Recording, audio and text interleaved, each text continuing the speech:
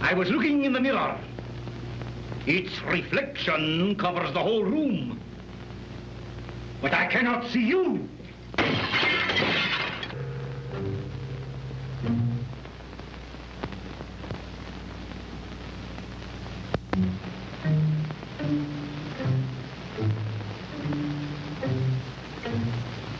Dracula? Well, what's he done to you? Tell me, dear, what's he done to you? He came to me. He opened a vein in his wrist and he made me drink.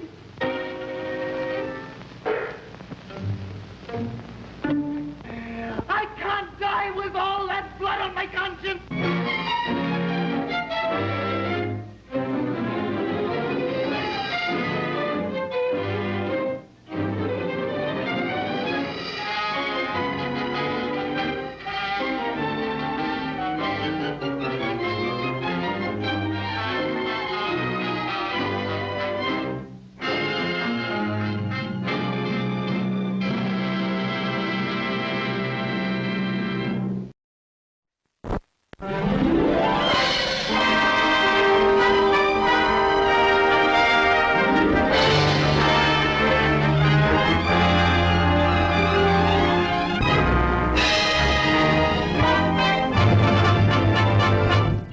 After 10 years of experiment, television, first shown to the public at the World's Fair, now takes its place as a new American art and industry.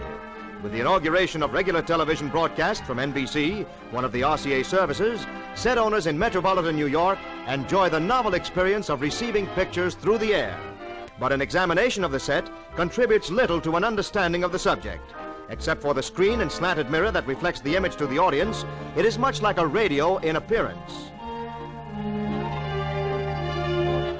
But in the RCA Victor laboratories, where television equipment has been developed, we get a better view of the tubes that have added two new words to our vocabularies: the iconoscope for the camera and the kinescope for the receiver.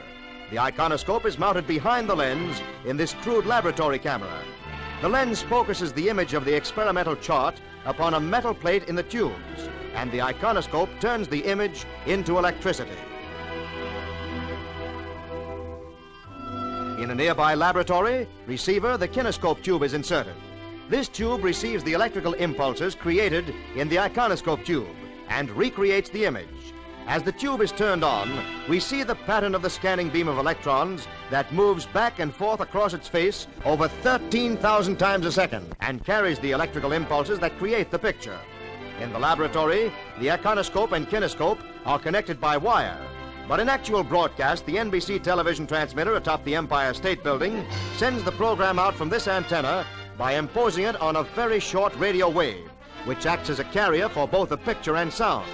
These short radio waves travel only in a straight line and cannot follow the Earth's surface. Therefore, the limit of television is the distance from the antenna to the horizon. From the Empire State Building, a program can be sent only as far as the eye can see on a perfectly clear day. In New York, programs are sent to the transmitter over a special cable from the television studios in Radio City, 3/4 of a mile away, or are sent by radio to the transmitter by the mobile units, which cover sporting events, outdoor celebrations, and spot news of all kinds. A mobile television unit consists of two large trucks. One of these is a rolling control room and amplifier, and the other is a small radio transmitter which sends the program over the air to the main transmitter in the Empire State Building. Typical of programs covered by the mobile television units is a horse race, and this unit pulls into the racetrack early in the morning to start the elaborate preparations of setting up to cover the race.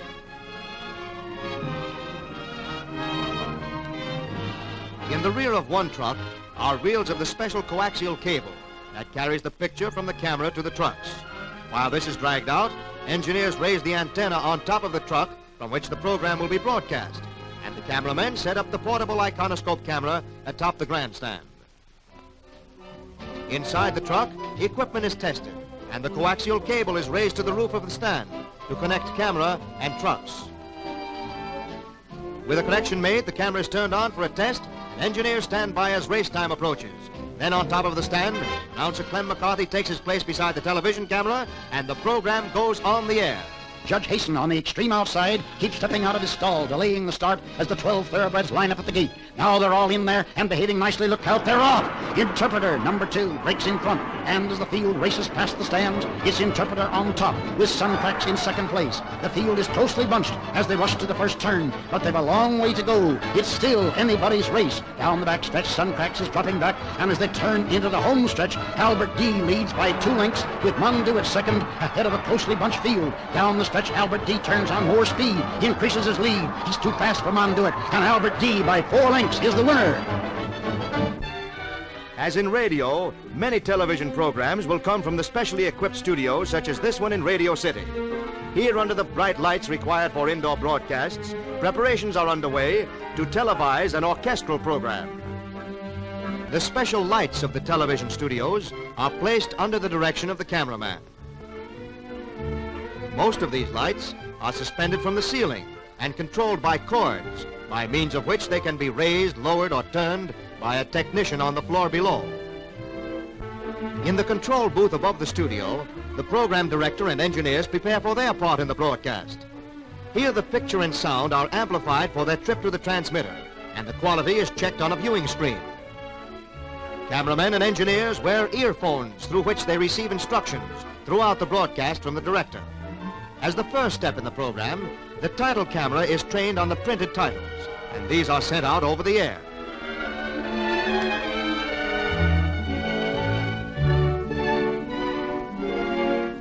Then, at a signal from the director, the television broadcast gets underway.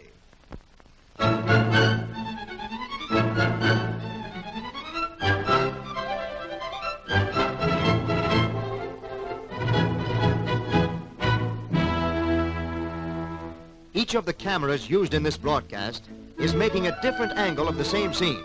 This long shot camera is permanently placed to get a view of the entire orchestra. A second camera on a wheeled truck is used to make close-ups of the orchestra and its individual members, and this is rolled around the studio during the broadcast. On the screen in the control room, we see a scene made by the close-up camera. After this has run for a few seconds, the control engineer switches over to the other camera, and the scene changes to a long shot of the entire orchestra. The director manipulates the cameras to keep the scene changing and to avoid monotony, instructing the cameramen and engineers by telephone as the program progresses. All right, switch to 1.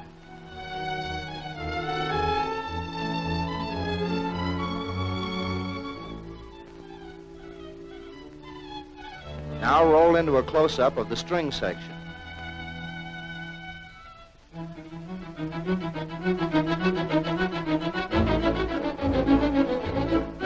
Now pan across the orchestra from the brass to the strings.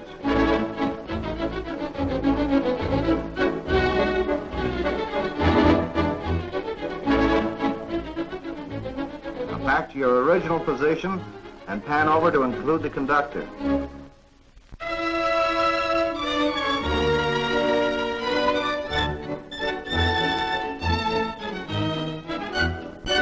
And so a new American industry has been born. Television is taking its place as another important and vital contribution to our daily lives. It is a modern miracle, a new public service produced by combining RCA laboratory science with manufacturing skill. The research problem of yesterday is the radio marvel of today. Another milestone of progress has been passed, and science has made a reality of the age-old dream of pictures from the sky.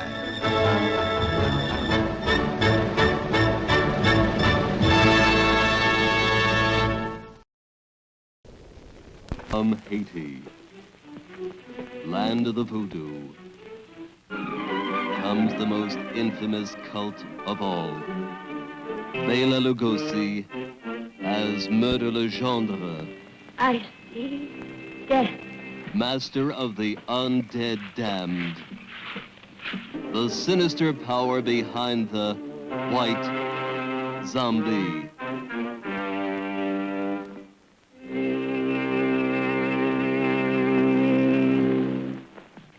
Zombies? Yes, they are my servants. This soul killer takes men from their graves to be his slaves. His instruments of terror, and now this fiend plots to possess a woman. Only a pin boy, Monsieur Beaumont, in a glass of wine, or perhaps a flower. Keep it, monsieur. Keep it. You may change your mind. Not dead? Are you mad? I saw her die. The doctor signed a certificate. I saw them bury her. Captive in the borderland between life and death. Her brain drained of the life spark. The white zombie obeys the unholy commands of her demon master.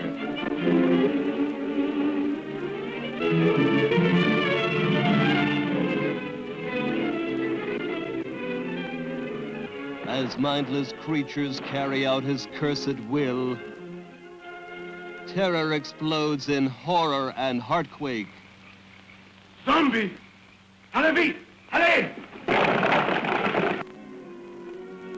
Never eyes so evil, never powers so potent, never magic so black. Bela Dracula Lugosi as the master of the white zombie.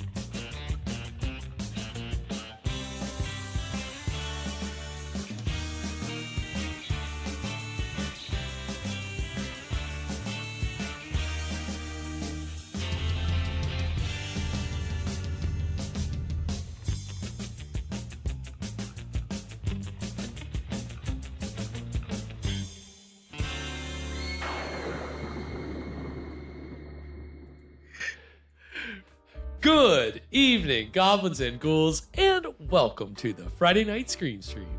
I'm your host, Spakenstein, joined as always by my very good friend, Mr. Evan. Good evening, everyone. Good evening, Garrett. Good evening, Evan. Good evening, all of you out there, all of our wonderful, wonderful friends in the chat. So good to see everybody already in here. Happy Friday, everybody. I'm glad that you could all make it. It's here. You can finally relax. We can deep breath. And some of you may really need it. I really Garrett's had a rough week. Yeah, it's been long. It's been long. So it was like even up to the very last moments of the hour before the show. So I just gotta get to 9 p.m. I think I can. And now that I'm here, I feel fantastic. So I hope all of you are. I'm so happy to see all of you here. And I hope everyone's having a great night so far. We got, again, shout outs. We got Alana, Sears, Kathy, Lauren, Old Radio's in the house, Thomas, Joe Cola. Yeah, represent that. Well, you're wearing an Alana shirt. Alana bought me this wonderful Lugosi shirt in honor of the man of the evening. We'll get a little more into that in a second. We also got... I think Alana gets a wardrobe credit for tonight's show. Yes, I need to just go ahead and add that to the credit. You know? It's special credit for sure. That's great, though. Love our shirts, Alana. We also got VMD in here, Danny the Mightiest Disciple. I know we've had Sally in here. VMD, we'll be right back. Let's see, and Corpse was in here. Dark is in here. Let's see, I don't want to miss anybody, and I always do. So if I missed you, Thomas, I think I said, yeah, I said Thomas. I said Joe. I always forget Thomas or Joe sometimes, but I know I said both of them. So I'm glad that you guys could make it. And everybody else, I hope that you're having a good Friday. So glad that you could all be here because yes, we are celebrating the conclusion of another season. Can you believe it? Yeah, it's always just a little bittersweet. It is. Every 10th episode. Yeah, because like we're going, and then it just powering through. But our show kind of exists in cycles. It begins and it rises and then it ends again. We got to make room for the new, out with the old. Right. Spring it's almost over, at least here on the show. Summer is coming. It's almost upon us. For our show, summer's a very special time. We get specialized during the summer. So get ready because it's coming. We run it's kind of like counter programming, but just on our own. Yeah. I mean, just really digging into let's not say the worst of the worst, because I wouldn't call it that, but it's a very specific flavor. It's not to call it the worst. No, but they just happen to be sometimes. Right. And that, of course, is Schlock. And we're celebrating with the summer of Schlock. But yeah, the show is like a spooky phoenix. Thank you, Alana. Yes, thank you, Alana. And welcome, Gypsy J. Hope you're doing well tonight, Gypsy Rising J. from its spooky ashes. Right, every time. Yeah, it does. It's back with a vengeance. So we're looking forward to that, but we have to end one season before we can, because we're always looking forward to that. Just everybody, come on, you're ready for to get out, go on vacation. The summer is that time, so that's we bring that vibe with the summer of Schlock. But we're not there yet. Can't celebrate. Can't put the summer before the horse. No, we can't. Thank you, Evan. That's a perfect way to put it. RL Hansen in here. Welcome, RL. It's. Again, like Evan said, it's kind of bittersweet when we close out a season, but we try to do it upright because we always close out every season with a film featuring the patron saint of our show, Mr. Bela Lugosi. Make sure you can see. There's the name in case it's just this. I don't know if that's got to be his real signature, right? I'm sure. I hope so. I'm sure it is. But we, again, huge fans of Bela Lugosi. The least reason of which is because a good number of his movies are in the public domain and we've been able to watch them here on this show, but they are legitimately enjoyable. He is an enjoyable performer to watch. He is so much fun to watch. Say what you will, in any kind of critical way, you can't say that he's not entertaining. I think last season we ended with The 13th Chair. And it was a little different character for him because it was before Dracula. So he hadn't quite settled into the horror man role yet. And he was a detective for a murder mystery. And we talked last night about spring feeling. It's always like our fastest or shortest season. But that feels like it's been a long time ago. It does. I kind of forgot about that. Good guy Lugosi. Yeah. Detective Lugosi. And that's not to say that he wasn't delivering his lines in a way that you could have interpreted as like somewhat sinister. But it was just so fun to see him as a performer kind of he was a very like confident detective, and like commanding. And as he is just as an actor, that's always, It was very fun to see. It was. So tonight we're again just continuing to dig deeper and deeper into his filmography, and we're looking forward. I'm looking forward to this just because we're getting into, I guess, at what the time was very much considered science fiction. Nowadays, we're gonna see this and we're gonna think, oh well, yeah, whatever. Like we've had this forever, but. Our film tonight, 1935's Murder by Television, was made at a time where television was still very much in its infancy, and it was seen as an experimental scientific pursuit. And obviously, and if you were rich enough to afford or to hire a scientist to create this equipment, you could use it for your own entertainment purposes. But you had to have tens of thousands of disposable dollars to be able to spend on... It's like having a home theater. Right. And if there wasn't even actually a television station that could, even one that could broadcast things to you on any regular basis. So, I guess the modern equivalent would be like having like, you know, the people who get like really into VR, like you have like the whole like house, like room set up. Like if I feel like that's you know, it's the modern like sci-fi kind of the next thing that's here, but it's not quite ubiquitous, you know.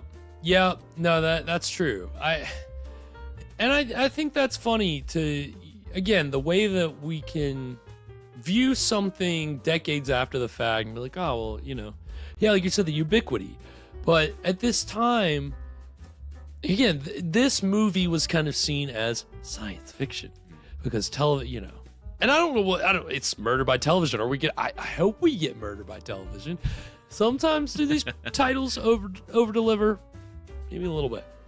There's a murder and there's a television. Right, exactly. Murder by the television, like a preposition. Right, exactly. Thank you. Again, grammar stream. No, we appreciate that. We're gonna have a lot of fun with it tonight. And welcome TDR, Drunk Review. Good to see you in here as well. Glad that you could make it. Jack Doobie's in here. Welcome, Jack. Very nice. Yeah, Murder by Death. That's a great murder mystery parody.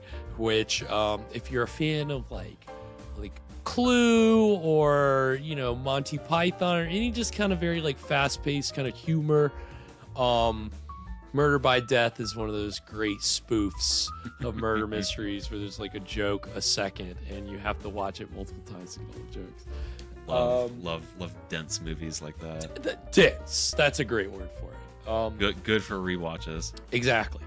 I don't know if tonight's movie will be super dense because it is on the shorter side, much like these, again, 1935, but also Poverty Row films are. This is a Poverty Row film, but we'll be getting into that tonight. We're talking about Lugosi, what he was doing in his career around this time, and we'll also get into television. I'm realizing welcome, now, Jack. Welcome, Scott. Yes, Scott's in the house. Welcome, Scott. Yeah, we didn't have Scott or Alana last night for trivia. And Alana was asking earlier how things shook out. And who was Sears the winner? I think, yes. Night? Sears, on the last question, took the lead. Mm-hmm. So, Kathy had been leading, I think, all night until then. But it's still fairly close, right? I think. Yeah, it's within a question's worth of points. Right. So things are there's still very much a fight. Welcome, Courtney. Champion. Welcome, Fresh by proxy. Okay, very nice, Courtney and Fresh. Yeah, Fresh that sounds about right. He's always got a little trick up his sleeve. It's probably cards. So kudos. Hope y'all are doing well tonight. Glad that y'all can make it. Yeah, we're you know, I mean, we're gonna get into this movie, but I will say I kind of feel bad that I don't feel like I did enough research on like television and like the invention of it and where it was at this time. Yeah, I guess that little primer video in our pre-roll, but I don't know. I should have done a little more. Yeah, well, we think about movies so much on this show that like the infancy of television just doesn't really cross my mind ever, really. But we have talked about it this season because when we watched The Crooked Circle a few weeks ago, remember that was the first movie ever broadcast, and it was in like 1934. It was like the year after it was released, and it only went to like 5 or 6 sets. But again, that's the way that it started. It's like the first telephone call, and there's only 2 telephones. Right. Yeah, so that I think that we have some context to build around it. We'll continue to do that, but again, just to set kind of send off this season 17, really off with a bang. We've got Evan here to kind of close the season out with a little cocktail to pair with the evening's film. A special cocktail, a little segment, which he calls, What were you drinking? And what are we going to be drinking tonight, Evan? Well, we've got a little treat tonight. So the impetus for tonight's recipe actually came from last week's segment in more ways than one. So last week when we were talking about the fog nutter, the fog cutter spin that we did, right. A few of you expressed that that you don't drink, and I totally respect that. There's plenty of reasons not to. But I was kind of reflecting on that, and I thought, well, maybe next time for the folks that don't drink, maybe we can come up with something that's a little more, at least alcohol agnostic, something that is not going to be completely dismantled by just having it without any alcohol, because I feel like there's maybe like a proclivity to scoff at mocktails a little bit, but I don't really feel like that should be the case, because what we're doing is we're just trying to make something that tastes good at the end of the day. And if you think about, like, there's plenty of like, think about the whole dirty soda craze, the whole thing that's like that's gone mainstream. Like, Mountain Dew makes that in a can nowadays. Gross. So why not? Why not have just have something that anyone can enjoy. So what we're going to be getting into tonight is what I'm calling the Murder by Sherbet, which is a nice little frozen treat, little dessert. We're kind of it's an alcohol optional, you can eat your drink kind of thing. Okay. So it is a scoop of rainbow sherbet, some chilled vodka optional, a little bit of lime juice, and then a drizzle of the orgeat syrup that we had from last week. Right. So the other impetus for tonight's recipe is I still had a ton of this stuff left over. I've been like I had a few Mai Tais last weekend, and I barely put a dent in it. Wow. So I was like, okay, I gotta get rid of this. You know what that sounds like to me, Evan? That sounds like not enough Mai Tais. Yeah, that's what I think. Oh, I'm complaining. Oh, boo-hoo. But so I wanted to try to find something else to do with this syrup, because it's delicious. Like, I really don't want it to go to waste. Yeah.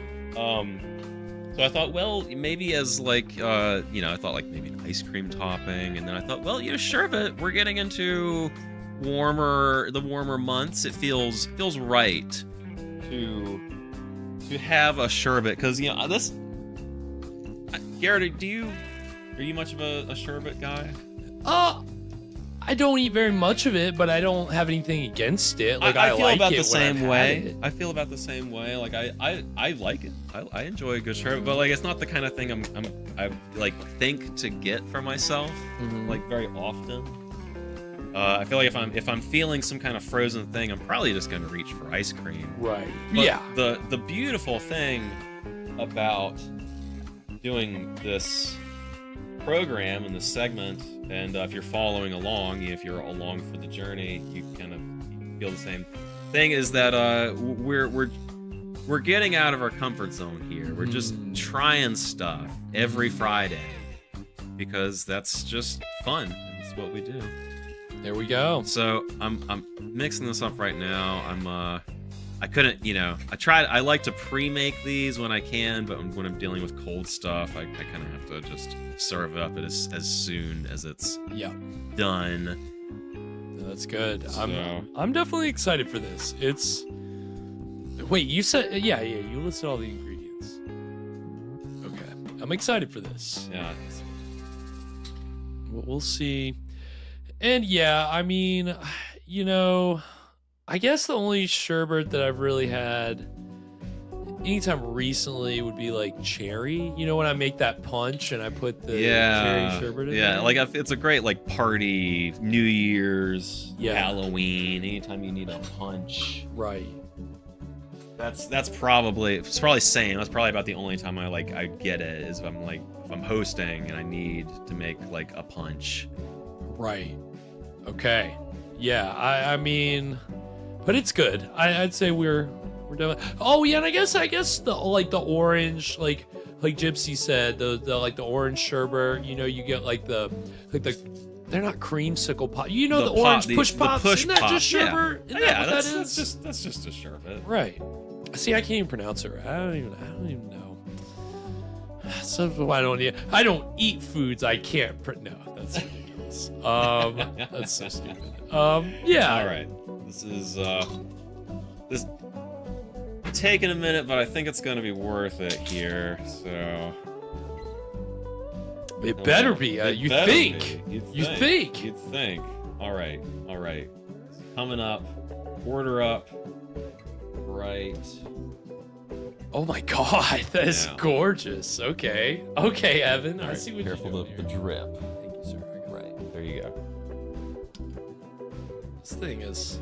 So yeah, that's our. Yeah, and I got you a spoon if you would like. Okay. Thank you, sir. I'm just the bar spoon. So all right. Wait, yeah. So what do you wait? You're gonna drink it and then. It is a. I mean, it is a. It's. You know, it's ice cream. You eat with a spoon. Okay. Right, well, I say we get. And wait, this. and there's booze in here, right? There is. Okay. There is. Okay. All right. All right. Cheers, everyone. This is the Murder by Sherbet. Cheers.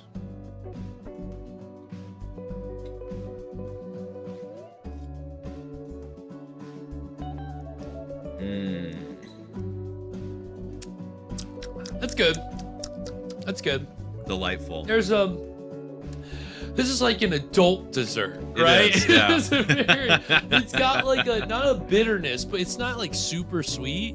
And there's like a kind of a, I mean, I'm sure it's probably the liquor, but there's, you know, just a kind of a, no, again, it's not bitter, but there's something that just kind of like evens it out, doesn't make it too sweet and sugary, right? Yeah, it's very mild, but even with that syrup, but it's good. I like it.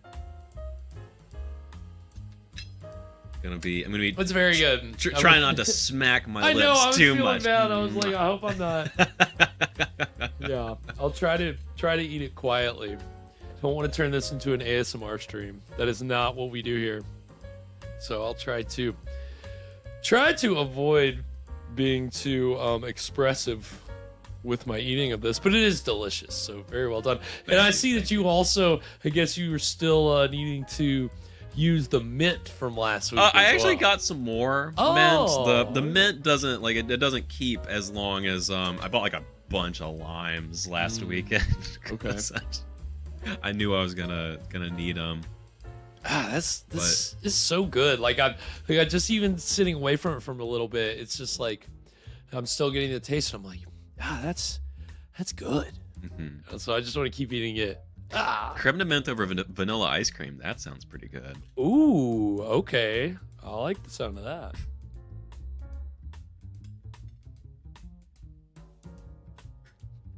Can't go wrong with a good dessert drink. It's pretty solid. So nicely done, Evan. I think again, something sweet. I think that'll pair nicely with our finale film of season 17. So kind of crazy, but so I guess technically we've seen more than 17 Bela Lugosi movies on this show. Wow. I guess that's hold true. on. Well, We did rewatch White Zombie 2 seasons ago, but there were some early seasons where we watched more than one Lugosi movie in the season. Yeah. So I would say we're probably at least at 17. At least, yeah. So that's a lot of movies. It's a lot because, I mean, how many movies did the man make? A lot, no doubt. A lot, but even today when I was looking at his filmography, it wasn't as much as like I remember. Like I was trying to look at like his most prolific year in like the 30s.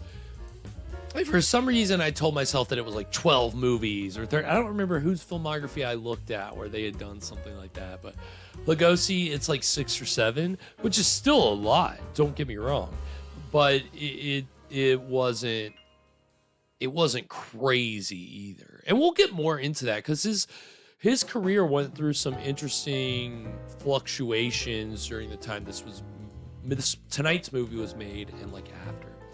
So we'll be getting into that tonight, again, talking about what was going on with him, talking about television. I think Old Radios earlier in the chat mentioned that, you know, these old TVs back then, their pixels were like, you know, you couldn't really see. The quality was terrible. And I think even when we watched Crooked Circle, I think the resolution was like 28. I don't know. The resolution was so bad. Like, you wouldn't even believe it. It's kind of crazy to think. So we'll get like a demonstration of it here with this movie. Again, I haven't seen it. I have not seen tonight's film. So, but it is a murder mystery, and it's got our boy. So I'm looking forward to this. I think it's going to be fun. I don't think we have to worry too much about getting interrupted. Let's hope. I'll knock on wood. Hope. And I did get the warning from last week appealed. They got rid of it. Oh, we're back to zero? We're back to zero. Hey, zero. So that work. Again, it's just, you know, it's kind of crazy the way that YouTube works with that stuff. But if you know how to tailor your message to the way that they like things to be written, you can kind of, you know, deal with it. To translate oops, my bad into no, not even oops, my bad, just more like this was okay. Okay. This was stand totally your ground. fine. Yeah. I had to submit a I have nothing to apologize for. You guys are wrong. Pretty much, that's the stance. I had to submit a counter notification the other day to Universal because they had put a takedown notice on our video that had a Dracula trailer in it that is definitely public domain. And I'd been trying to get this counter notification submitted like 3 other times, and YouTube rejected it but I was going like all into the weeds of here's why this is public domain, blah blah blah, all this stuff. This time around I was like, let me just take this very basic message that I just used to get this warning dismissed, and let me just kind of rejig it a little bit, but keep it that simple of this is public domain. There's other copies on YouTube. It's no substitute for the trailer on its own. It's part of a bigger collection. Respectfully ask you to release this. And YouTube accepted that. Wow. They didn't need all the legal mumbo jumbo that I was giving them to be like, okay, here's why this is public domain. They just wanted you to be really confident. You didn't have to explain it. You just had to say, yeah, this is public domain. It doesn't have a copyright notice, so leave me alone. Back off. Sorry, Garrett fat the fingers. negotiator. Yes. Try. As much as I can try. But yeah, sorry, my fat fingers preempted. So, on that note, anything before we get into tonight's movie, Evan? Yeah, I've got a question for you guys. A show of hands. Who here did their homework? Who watched last week's movie like we said we were going to do and come talk about it? Garrett?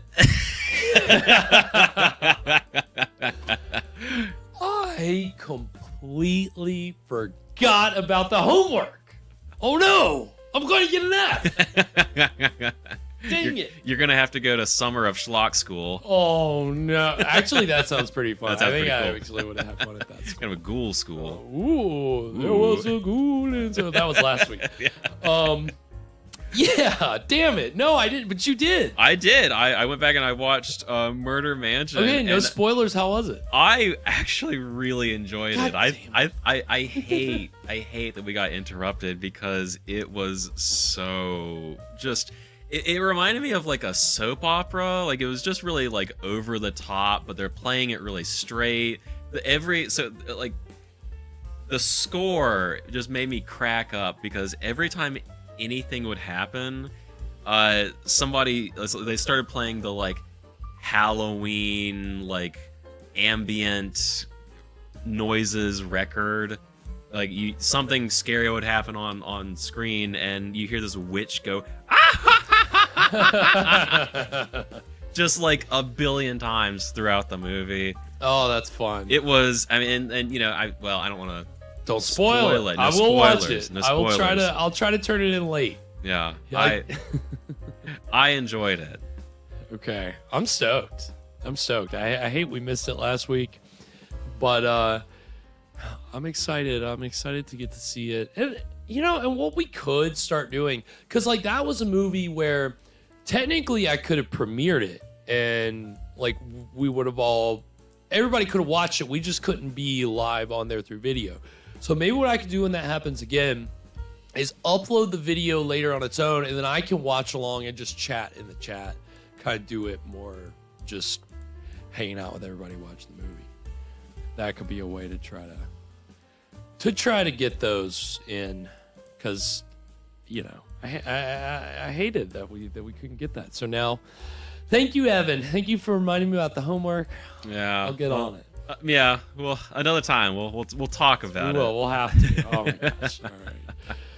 Well, no, welcome Grady. By the way, Grady's in the just house. in time. Seriously, just in time, because we are gonna go ahead and get into the exciting beginning of Murder by Television, our season 17 finale, right now.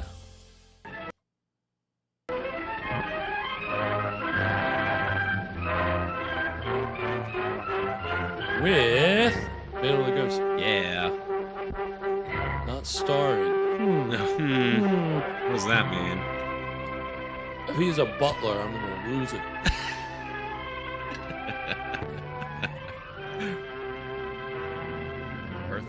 Arthur Perry. I always love when they give him names that are like, you know. Does he look like an Arthur Perry? Like I think when in Whispering Shadow, I think his name was Adam. And it's like, I'm Adam.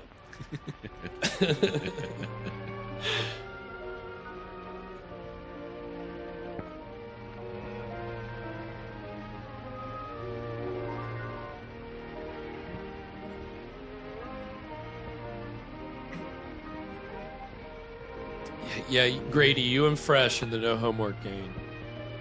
I'm sure there's some other No Homework gangers out there too in the chat. Wow, all this great publicity. Miracles in television.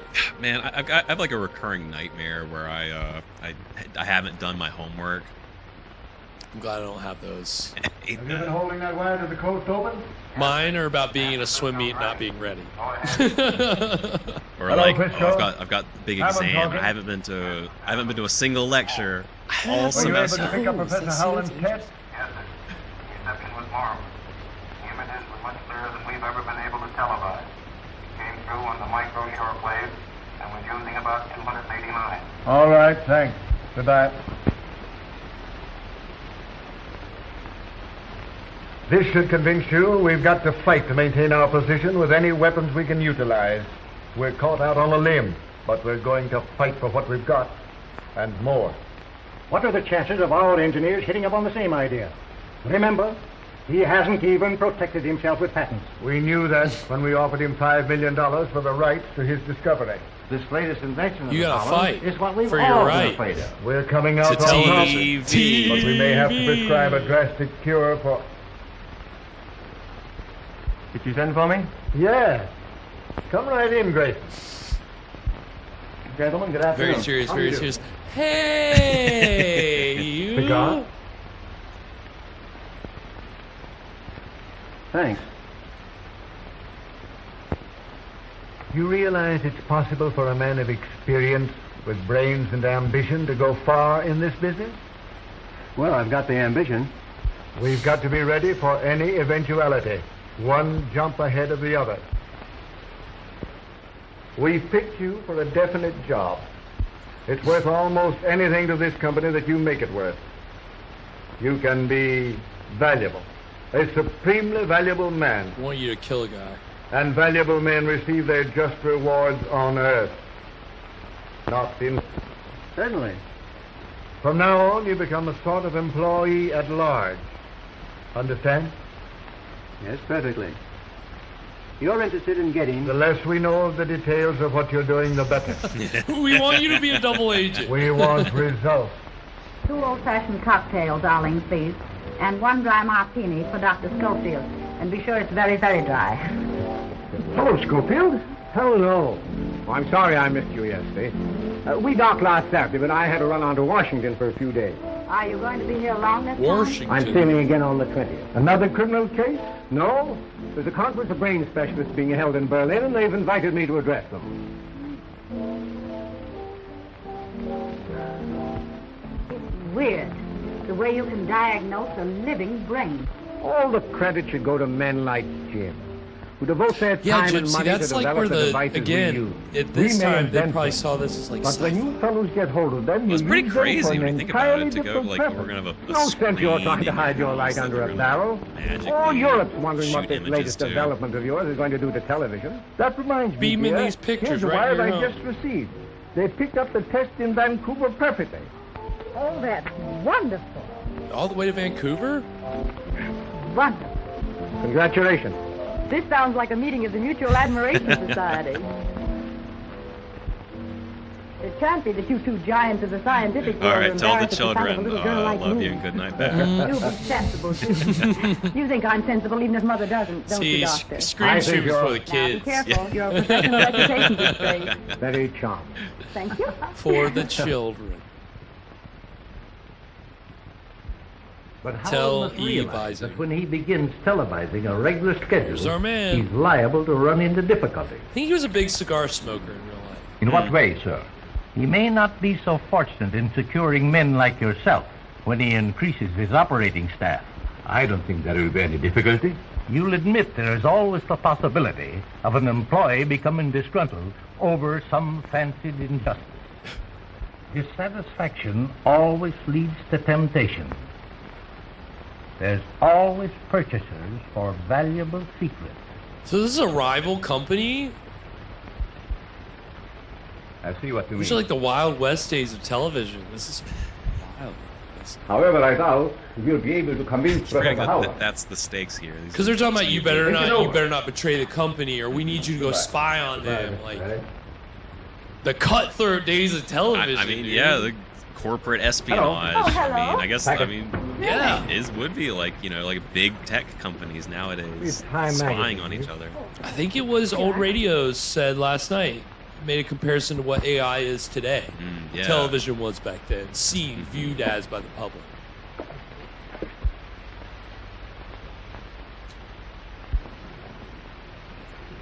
Yes, sir.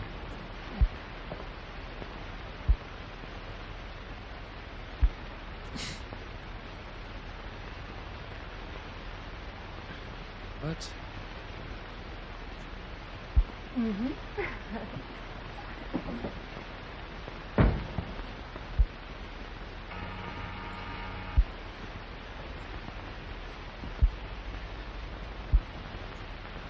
Mr. Perry is back and wishes to see you. Have him come right in. Yes, Mr. York.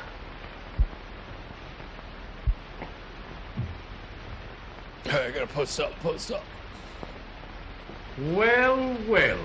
This is indeed an unexpected pleasure. Sit down. Wasn't he just there?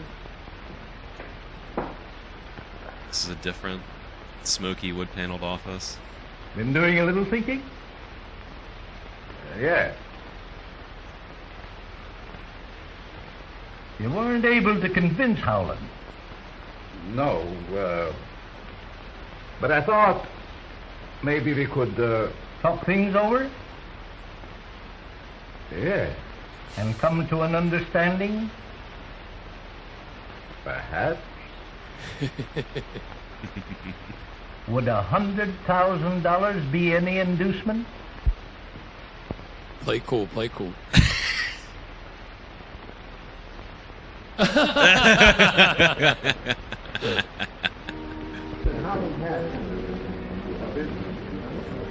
Ooh, yep, it's around the corner. That's Courtney. true. Fresh, yep, Fresh sounds like he's ready. If any of you want to, if any of you chatters out there think you got what it takes to come you're up- tough enough. I'm going to show you tonight is so big that I'm really frightened every time I think of it. We know a lot of it. Too many people realize its tremendous importance. You've had office for it, I suppose. Naturally, every company of any size in this country and abroad has been trying to secure thank the you, right Thomas. to use it So- as I do. Okay. And further, to purchase it outright. Oh, I can recommend this brandy. I think I will. What? Over an island far over the sea, there is a collie whose way. I'm sorry, I couldn't get away. Oh, I beg your pardon. Disappointed? Not exactly, but you see, I promised to meet Dick here right after dinner. And instead, you ran straight into my arms. I did not. Certainly you did. I certainly did not. If I hadn't been here to catch you, what would have happened? I'll show Oh, you. Fresh, you did tell me that you had a walkout song ready to go. That's right. That's right. Fresh is coming with a walkout song Safely next along, Wheel Move. admiring the Ooh, beautiful okay. view and the wonderful moon. We'll turn this into a cage match. It is nice out here tonight, isn't it? Lovely. Over an island far over We're gonna the dangle sea, a public domain movie from a briefcase Yeah, from the ceiling. No, don't tempt me with a good time. It actually sounds I like fun. came out for a breath of air, and June Now, almost... don't go telling tales out of school. Well, she did seem a little jumpy when she saw me. Are you nervous, dear? Not exactly. But I have kind of a funny feeling here. My heart doesn't want to stay where it belongs. It keeps going flippity-flop. I guess the excitement was too much for you. Well, we still have time for a short walk. Harry, will you join us? I'd like to, but there are still a few things I have to do before we go on the air. Some other time, perhaps. On the air.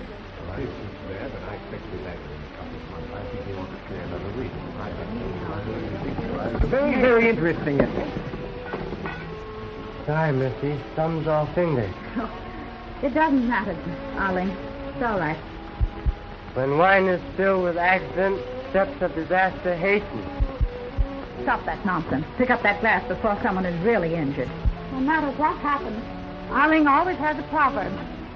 But I'm not a bit superstitious, but it does give one a rather creepy feeling. Don't pay any attention to Arling. He has a mania for quoting Confucius and Charlie Chan. You know Charlie. Clever, these Chinese. Stereotyping the butler. Good evening. Good evening. Why, Mr. Grayson, I didn't recognize you. How are you, sir? Grayson, how are you? Fine, sir, fine. Can't you see, June, that the chance we've both been waiting for? Does your promotion depend entirely upon Father? Well, if your father would only... I think I'll have to go in. All right. I'll do it myself. Even you, as the chief of police, will have to admit that your methods are obsolete. That may be, Jim. But we seem to get along pretty well as it is with our radio teletype system. Suppose you had instant pictures at your command showing every move a criminal you are tracing makes. If you can do that, I Minority can't Report, understand why the let's government wait for isn't the interested.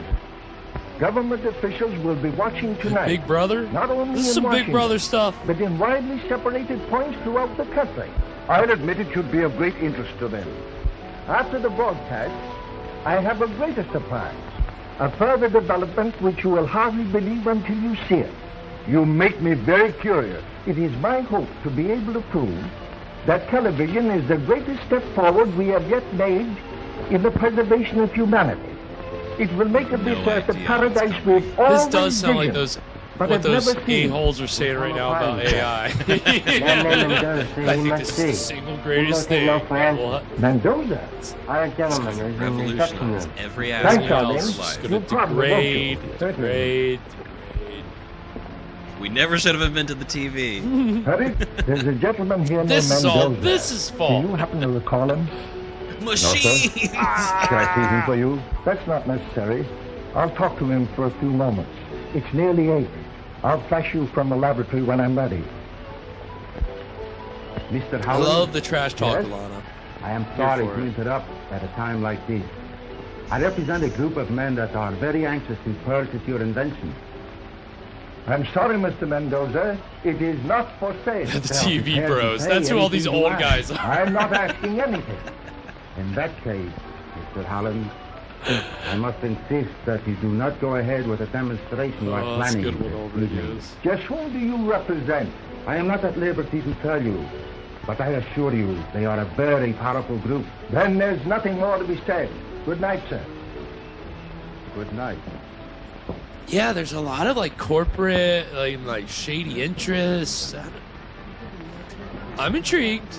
I'm intrigued.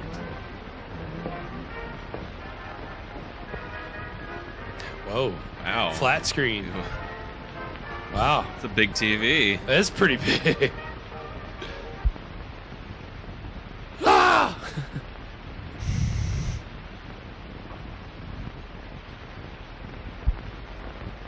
This is James Howland, owner of experimental station ZY3, located at White Plains, New York, televising on a sight channel of 3/4 meters. We are attempting to reach the entire United States direct without the use of relays. Our first presentation this evening will be I Had the Right Idea by Miss Florence, accompanied on the piano by my daughter, Miss June Howland. Nothing like some nepotism mixed in with technological innovation. Right? Whoa. The freak? I had the right idea when I picked this night. The moonlight is perfect, the stars in the sky. That looks like it's gonna murder. It does. It looks like a fucking supercomputer that you'd be terrified was gonna kill you. Look at that thing. This is television. I had the right idea when I picked this night. The air feels as though it is filled with the glow. These are romance. They're captivated. Heavenly stars. Your lips entice me, and my arms fit nicely around you. I'm heading for bliss.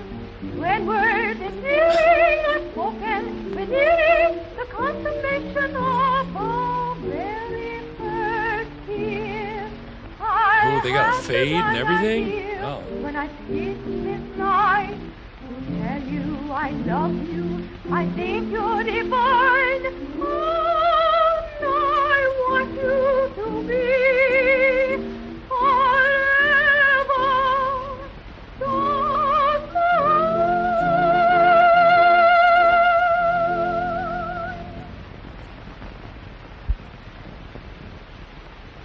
The few of us who are fortunate enough to have television sets have used them merely as a novelty. When we had nothing else to do, we tuned in on whatever program we were able to pick up. Due to the almost insurmountable obstacles encountered in the frequencies required and high-fidelity pictures, our transmissions were limited. But these obstacles, I am happy to say, have been overcome. This Now in you can itself watch TV all was a day. scientific triumph. But still, I was not satisfied. I felt that television should be something more than just another form of amusement. Therefore, I continued my experiment. Educational I'm now programming? going to show you the latest developments which deal with the transmission of television in the quasi-optical region. It is now 1:15 in Paris. What? Whoa. All these people are watching right now? Are we getting into the subliminal messaging immediately with television? Wouldn't you like to see what's taking place in dear old London? Sure. What is? How do? London still has its fog. The fog in London is a little too much for us.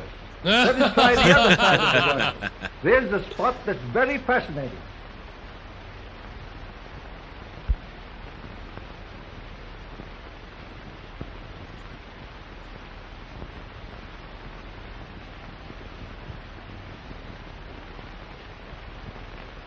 Couldn't get London, we got to China. All right, that's actually going to take us to our first break. So we're a third of the way through Murder by Television. What are we thinking so far, Evan? Pretty interesting so far. I'm enjoying it. Like our little corporate espionage. What was that? What was the name of the movie we watched? That was the with the businessmen. The last Wheel of Movies movie, Patterns. Yeah, Patterns. Yeah, that's right. Which it's funny itself began as it was a live television play written by Rod Serling, and then they made that movie version. So yeah, that dynamic of these kind of cutthroat people that are purely motivated by profit against people with kind of higher ideals or a little more maybe ulterior motive. I don't know. There's a lot of different factions in this that I wasn't quite expecting them to set up. Mm-hmm. So yeah, I'm kind of waiting to see who does what, as far as who's in the game. Right, yeah. Because it's again, even Lugosi's character, it's like there's still a lot that's kind of mysterious up in the air. So we'll see where not least of all this mysterious television. Mm-hmm. God, dude, doesn't that look wild? That thing, it looks like a robot. It looks like some kind of futuristic movie version of a robot. Oh, it's wild. Yeah. It's funny because that television equipment was borrowed from researchers for this movie. I think that's real television equipment. Okay. And apparently the television equipment was over double the budget of this movie. The television equipment cost $75,000. Wow. This movie cost $35,000. Wow. Par for the course for these Poverty Row horror films. And that's why they were rentals. Fat fingers, sorry. Yes, exactly, Evan. That's right. Yeah, I mean, it's kind of crazy to think about how expensive that equipment must be on that end, but then how much it would be to actually own one and have it in your home. Yeah. I mean, you have to have some connections or some ends, I guess. I'm not quite sure. Yeah, when was the number? Was it 1,000 or 10,000 floated? Was that earlier? For the home television? What am I misremembering? Something else. Yeah, I can't remember. I can't remember exactly what it was, but a lot of money back then. Yeah.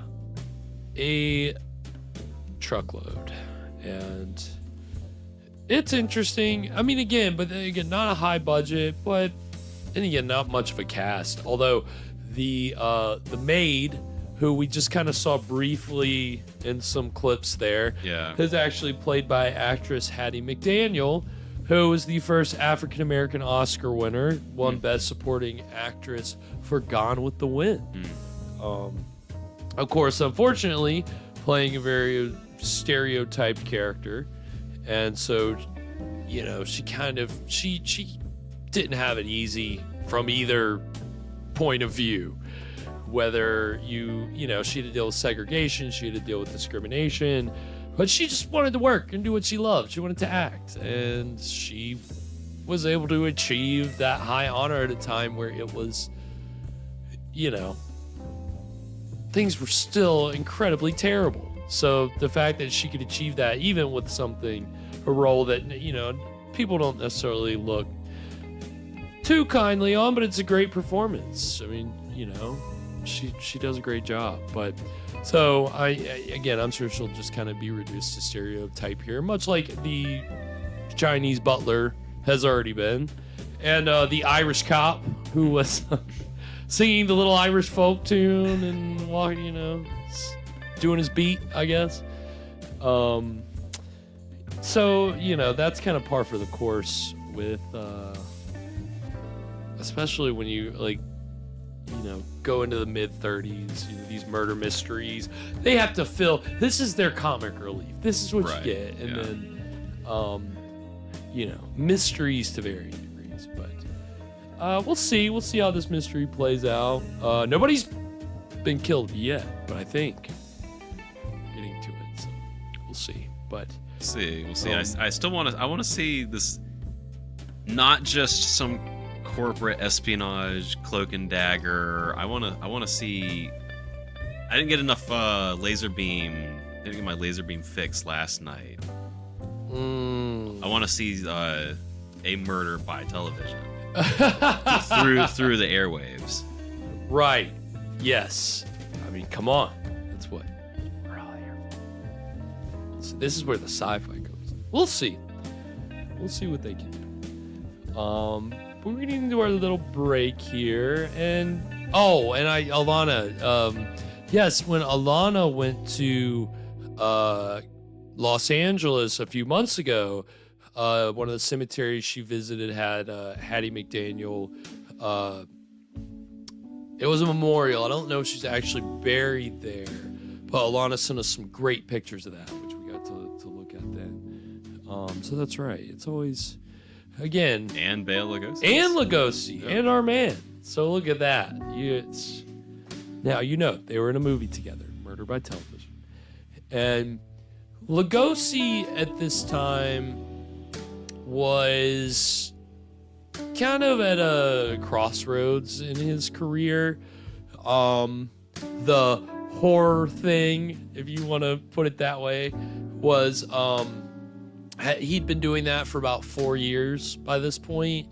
So I think he was kind of starting to get a little tired of it. He was kind of over it. And it was a thing where horror was kind of peaking up until that year, 1935, and things kind of got a little sideways. But Lugosi did, you know, he did a good amount of other horror films this year, the same year as this, and Cheers to your TDR. Well, look at me. I finished mine. So, same. Cheers, TDR. Yes, we, it's funny because Lugosi had, you know, wasn't really getting regular roles at Universal as like a lead, right? Like he was kind of they were starting to pair him with Karloff, and he was always being kind of billed second to Karloff, even when he'd kind of had the better part. Like The Raven, I think, is the best. That came out the same year as this. Best example of that, because Lugosi's this mad plastic surgeon, and he's literally a maniac the whole time. And Lugosi's just, it's an okay movie, but Lugosi's performance is great because he's totally leaned in. Karloff's is a little weak just because of his character, and the makeup is one of the poorest from the same makeup guy that did all the other ones. I don't know what the deal was with The Raven. I don't know if Karloff said, I'm not doing anything crazy with this. I don't know if the people in charge just didn't have any imagination and Jack Pierce was feeling lazy. But it's literally like because the whole conceit is that Karloff's this criminal who's on the run, so he's got to get plastic surgery. Which kind of echoes Arsenic and Old Lace, which Karloff would appear in the play later, and then in the play it's the whole joke of a criminal had a plastic surgeon do a surgery on his face, but the surgeon was drunk and had just seen a Boris Karloff movie, so now he looks like Boris Karloff. So everybody in the play is like, you look like Boris Karloff, and then he kills the people who say he looks like. And then in the play, it was Boris Karloff playing the character. Like, but then in the movie, they couldn't actually get Karloff because he was doing the play. So it doesn't work. So it doesn't work as it works because the Raymond Massey looks, they make him look like Karloff, and they use the joke, and it works. But this earlier movie, it's Lugosi, like Karloff comes to him, is like, I need you to do surgery on my face. But Lugosi decides to botch it so that then he can hold it over him. I'll only fix your face if you do these crimes for me. So then, but his face is only like half of it's normal, and the other half just looks like really wrinkly and has a fake eye. Okay. And that's like it. We turn him into Two-Face. And it's kind of like paralyzed. But it's like a mask. Like that's why I mean, I don't know what they are, but it's a great Lugosi performance. So that's that was like a bit, kind of a good performance for him, but it wasn't really. Again, he was still second bill to Karloff. Like Karloff was the main man. Lugosi wasn't necessarily getting great parts in the horror roles that he was being offered. But again, a couple did come along. The first trailer we're going to see is for a movie he made this same year, made by the biggest studio at that time, MGM. That's Mark of the Vampire, which was directed by Todd Browning, who directed Dracula, and the movie that we watched at the end of last season, 13th Chair. Todd Browning, we probably watched this trailer then, or maybe we watched that combo trailer. I can't remember. There's a trailer that's got Mark of the Vampire, Dr. Jekyll and Mr. Hyde, and Mask of Fu Manchu. It's like a triple feature. But this is just Mark of the Vampire, and Lugosi's addressing the camera. Good movie. Ends up being more of a murder mystery than straight horror, but fun. Lugosi's good. Budget, good for a horror movie like that. Some very expressionistic, cool looking stuff, but kind of a letdown a little bit at the end. So if you see that, that's gonna be our first trailer. Is Mark of the Vampire. That's how he says it. And then our second trailer is one of the Karloff Lugosi pairings at Universal that they did the year after this, and that's entitled. And again, that actually goes more in a sci-fi direction. That's entitled The Invisible Ray. And The Invisible Ray, it's always been hard for me to get into. I don't know what it is. Maybe just because it is so purely sci-fi. It's got great stuff in like the first 15 minutes, and then it kind of drags and drags and drags. And then it picks up and it gets murdery. And it still kind of drags. And then it's over. And but I'd still say it's worth checking out if you're a fan of Karloff and Lugosi. Lugosi's kind of more of he's a good guy, but he's like against Karloff, who is kind of like an anti-hero. So it's kind of a weird pairing. But Invisible Ray, it's fun. It's fun. You'll probably like it. Scott's has made like a cereal. I would agree with that. Okay. Yeah, it's definitely more sci-fi than horror, and we'll kind of talk about that. Yeah. Welcome to King Nero, by the way. King Nero's in the house. Hello. Glad that you could make it. We're gonna need a quick break. A couple of Bela Lugosi trailers from around the same time as tonight's film, and then when we come back, we're gonna get into the exciting middle of Murder by Television. So stick around. We'll be right back.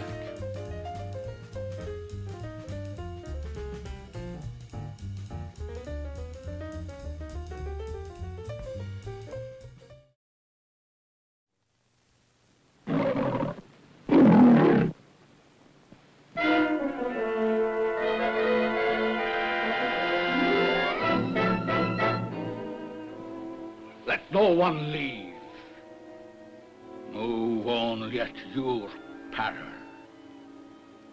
We will not stop until we have discovered the vampires who seek the life of this beautiful girl and her lover. Watch out! They may be hovering over you, or you, or you! Danger stalks through the night. No one is safe. Their fury would follow us to the ends of the earth. No, we must destroy them all together.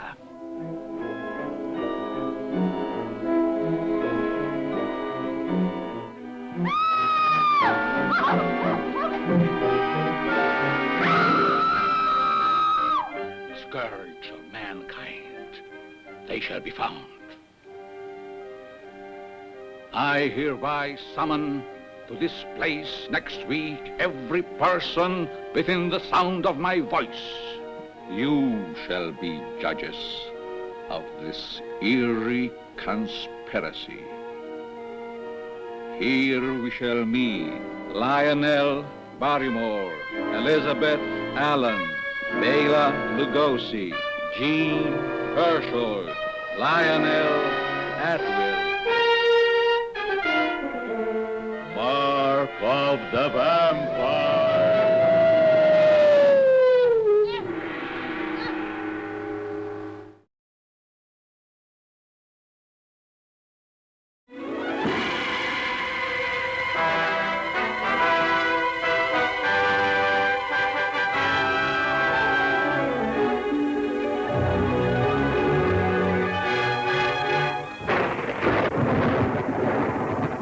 This is the nebula in Andromeda. A ray from this nebula will be caught here and electrically transferred to the projector in my laboratory. From Andromeda? 750,000 light years distant. I leave my secret with you. It is all there. More power than man has ever possessed. Power to heal, power to destroy.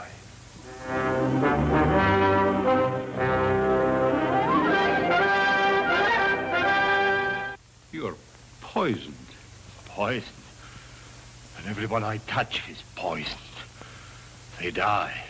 If your men fail to capture him at the gate, then at midnight we bolt all doors and darken the entire house. His face and hands will appear like phosphorus. And if he touches anyone, they die.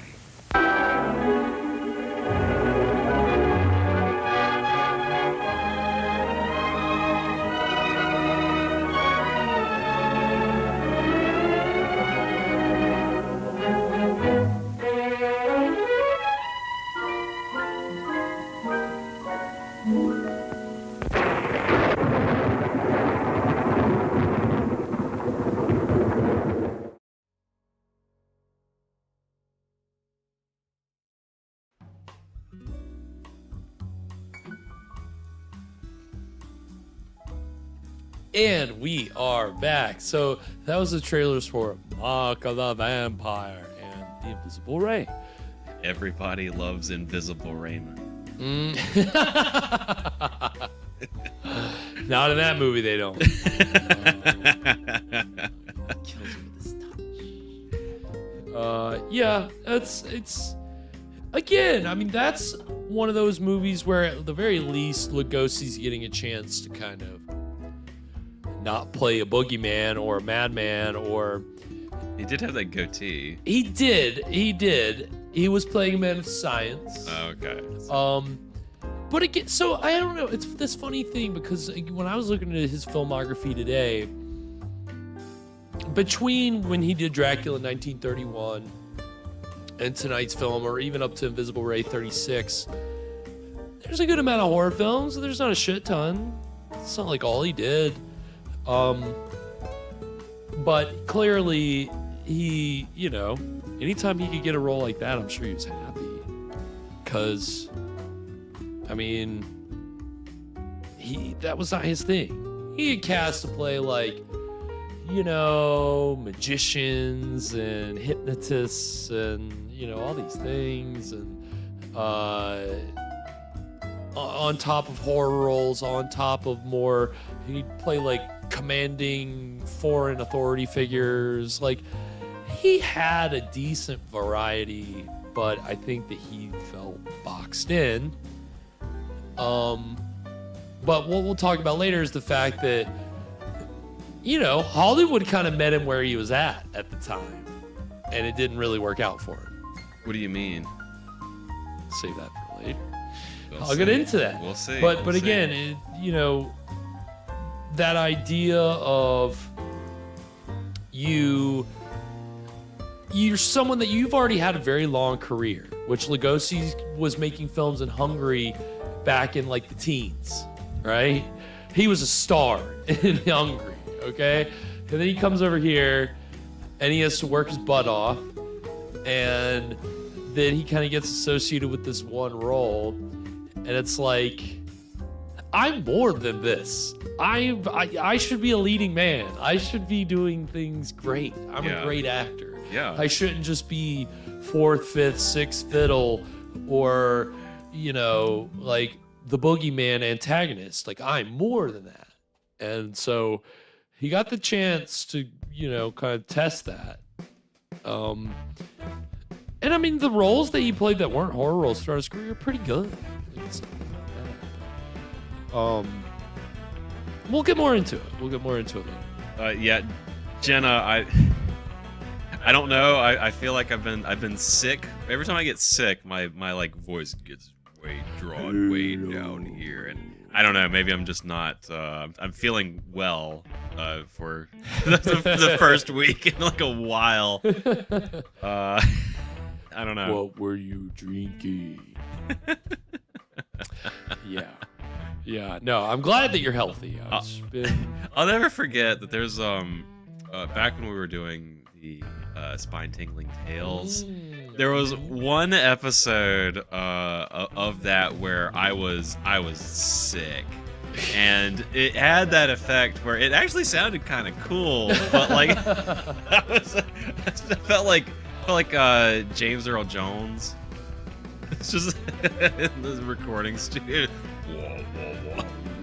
I mean, yeah, good times. You can go back and check out all of our spine-tingling tales over on our channel. Dust off the old tomes. You want to listen to some readings of public domain horror stories? We've got I think about 20, or maybe we had a dozen. few. We had a good amount. Maybe it was a dozen. I don't know. We have a few. We have a good variety. Evan's got your Lovecraft. I've got your kind of more all over the place things. I got some Mark Twain. I got some Poe. But yeah. Let's check those out. Those are good. We might have to get back into that at some point. I'd like to. They're kind of time intensive. They are. That was the kind of the reason. That's why I stopped. Being able to keep up with it. I had recorded one more, but like the difference between like mine and Evan is I would like load mine up with like sound effects and music and stuff. But Garrett was going the extra mile. I was going too hard into it, and then on top of my last one, I was going to try to do like kind of slides, like images with it, and I just wasn't gonna be. It was interesting, but it was too much. So we both at the same time were like, we got too much going on. Yeah, maybe someday. Yeah, we'll see. But yes, we've been enjoying tonight's movie so far. I mean, again, it's short, so we really only kind of got the setup, and now we're here watching television with all of these rich white people. So it's fun. It's fun. They're just looking at, it's not much. They had a song. Yeah. They've got lecturing. Yeah, they've had a demonstration. Not too much has happened so far. We've got some exposition. Yeah. So, waiting for a murder. See, hopefully it's soon. Anything before we get into the exciting middle of Murder by Television, Evan? Yeah, so this is utterly unrelated, but this week I read something that I wanted to share. Oh. Are you aware that you know Carl Sagan, kind of a well-known guy, right? Do you know that he was a like a secret advocate of marijuana? I read an essay by him this week. It was under a pseudonym, where he talks about how much he loved smoking weed and having sex and driving. Are you sure? You said this is under a pen name. I fact-checked this because I couldn't believe it. I could see him be. I mean, I feel like I'd read something about, because I read a little bit into Carl Sagan. Yeah. I really don't know much, but I feel like I might have read that somewhere. He said, "I don't advocate driving under the influence, but I handled it fine." It wasn't hard at all. It's like, okay, Carl. There's a fine line to walk there, You my can't friend. say that, but No, you can't. No, you can't. Wow, interesting. Yeah, that's been on your mind, huh? Yeah. That's. And again, you know, the public figures, you never quite know what their positions are on things, and then when you find out, sometimes it's things you never would have expected. So that's pretty great. Well, space.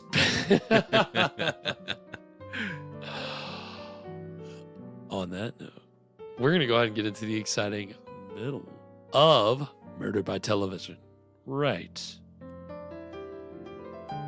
What? Now.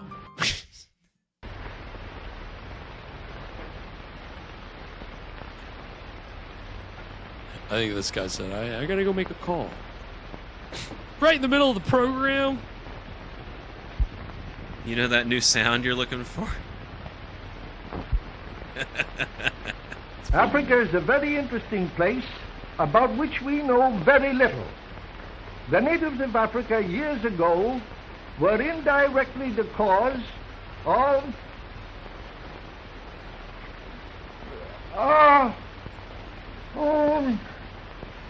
civil war. Turn on the lights, Perry. Somebody turn on the lights. Turn on them lights. What's the matter? What happened? I don't know. Mr. Howland has probably fainted from overexcitement. Everyone, please remain here. It's all right, dear. What are they Said going there's something happened at the Howland residence. Yeah, we're covering it right away. Hello. Kitty Anderson's desk. Get me the Howland residence. Quick. No. Me no understand what happened. Hello? What? No, me no can say. It was a radium television. That's what it was. Since. Oh, he was broadcasting in the house? The Howland is dead, sir. Dead? I guess so.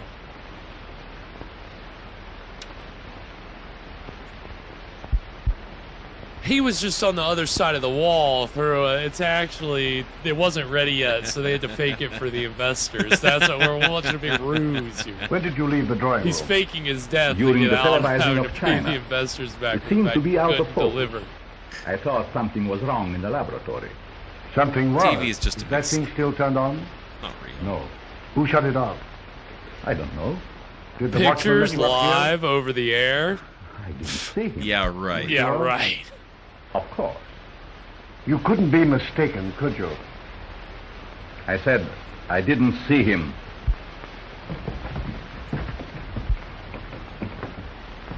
It would be better if you didn't. Come, Mother.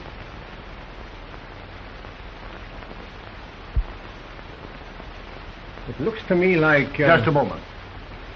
See if you can find that watchman. No, Fresh, this is a fuzzy movie. Because there's a lot of... on the Now, soundtrack. Doctor. There's a The last thing I want to do is thrust a murder on you, Nelson. But this certainly looks like it to me.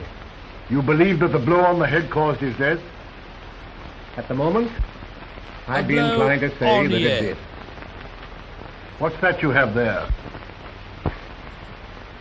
This was just the first TV game show. He won a blow on the head.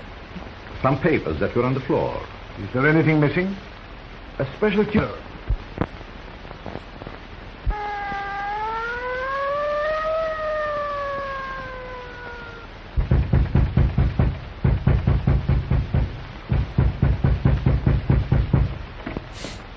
Take your time. Hello, Chief. Hello, boys. Now, I want a man stationed at each door, and I don't want anybody to leave this house. Fraser, you get a couple of boys and go up to the laboratory. Tell the coroner to phone his report to me here. Yeah, I forgot that the chief was already Refusing there. to let any of us go.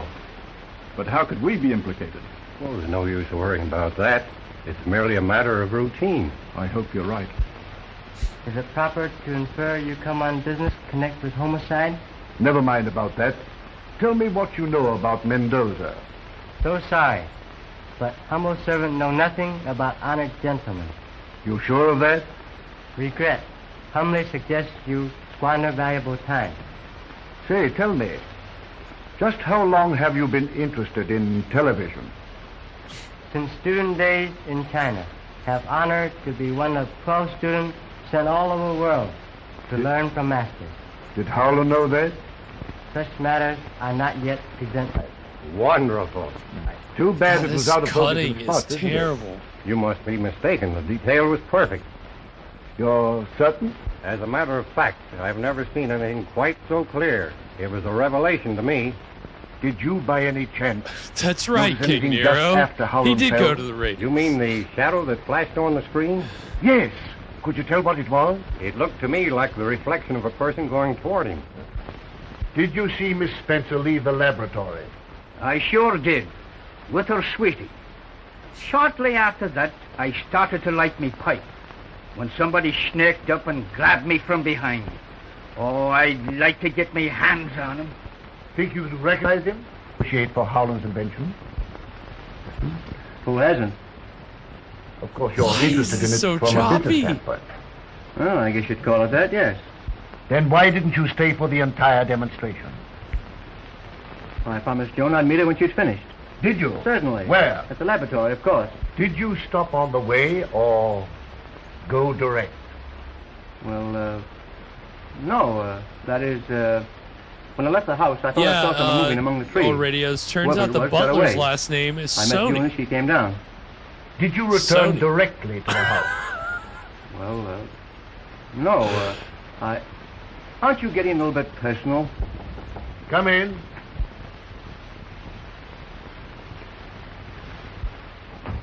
Did you all want to see me, Mr. Chief? Yes. All right, Grayson, I'll want to talk to you a little later. There's nothing to be nervous about, Isabella. That's what you think, sir. But you ain't been listening to Chinese death and disaster symbol since Mr. Howland died. All this excitement ain't too much for my heart. That's what I want to talk to you about. My heart? No, I didn't have nothing to do with it, honest, I didn't. I'm sure you didn't. But did you see anybody come through the kitchen earlier tonight? I didn't see a soul. Were you there all the time? No, sir, I wasn't. Where were you? I was peeping in at the pictures. Well, if anybody went through the kitchen, you'd have seen them, wouldn't you? No, sir, I wouldn't. Why not?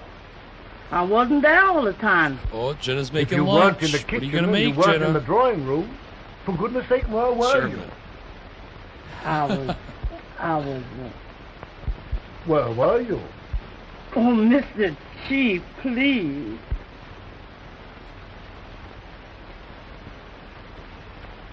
All right, run along, Isabella.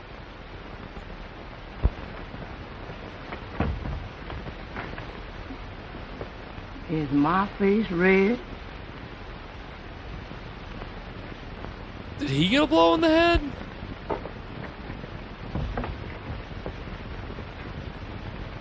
Come on, going for let's it, take a look at the rest of them.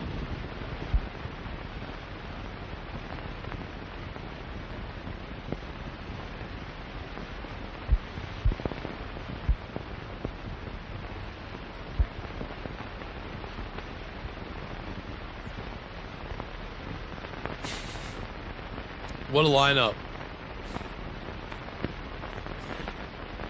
Which one of these is Kaiser Soze?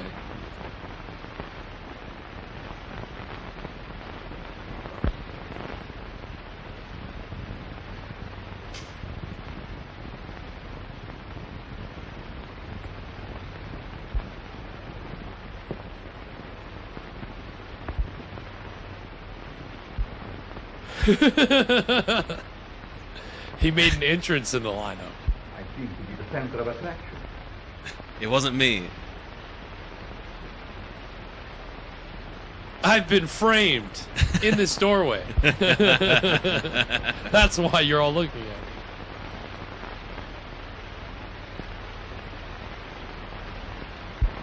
me. Well, I couldn't swear that any of them was the one. They all look alike to me in that soup and fish get-up. That's all for now, Reardon. Just how long have you been with He's Howland? racist against rich people. Let's see. About 7 months. How important a factor is the tube you said was missing from the television set? It's the most vital part of the hookup. Could it be duplicated? I doubt it. Mr. Howland designed it himself. Without his drawings, I'm sure it would be impossible. That's all for now. By the way, Doctor, did you see anything that looked like a figure going across the screen just after Howland collapsed? Sorry, I didn't. I was phoning at the time. Phoning? Yes, I called my office, but no one answered. That makes 3 people that were out of the room. Of course, you didn't leave the premises. I know what you're thinking, but you're wrong. Neither Perry nor Grayson had anything to do with it. Yeah, fresh. Doctor, when you I'm were sure 5, Howland was right? murdered right before my eyes. I don't know how or by whom. But to me, With Applewhite and the rest everyone's of the gang. guilty until he proves himself innocent. You shouldn't champion anyone. You know, I'm liable to get the idea that you know who did it. How do I know, Chief, that you didn't? Oh. We have a hearty laugh about it. Oh, Lordy.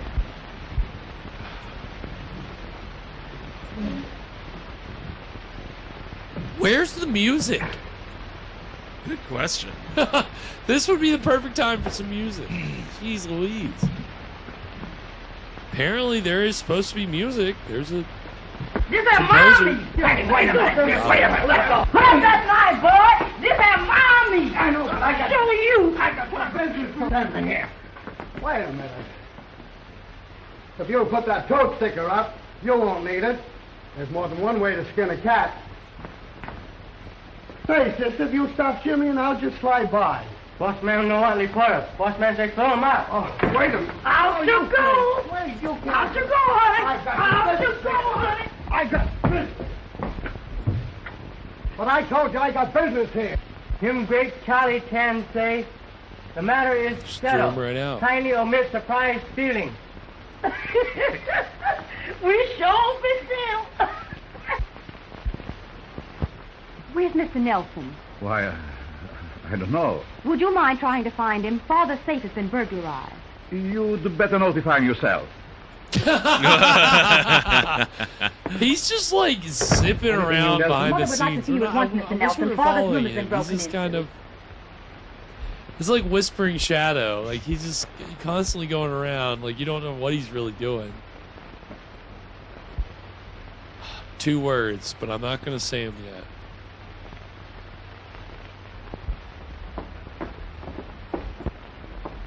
Everything's just as I found it. I haven't touched a thing. Would you know if anything has been taken? I'm sure I can help you, Mr. Nelson. I'm familiar with most of Father's things. If they only wanted to rob my husband, why did they have to kill him?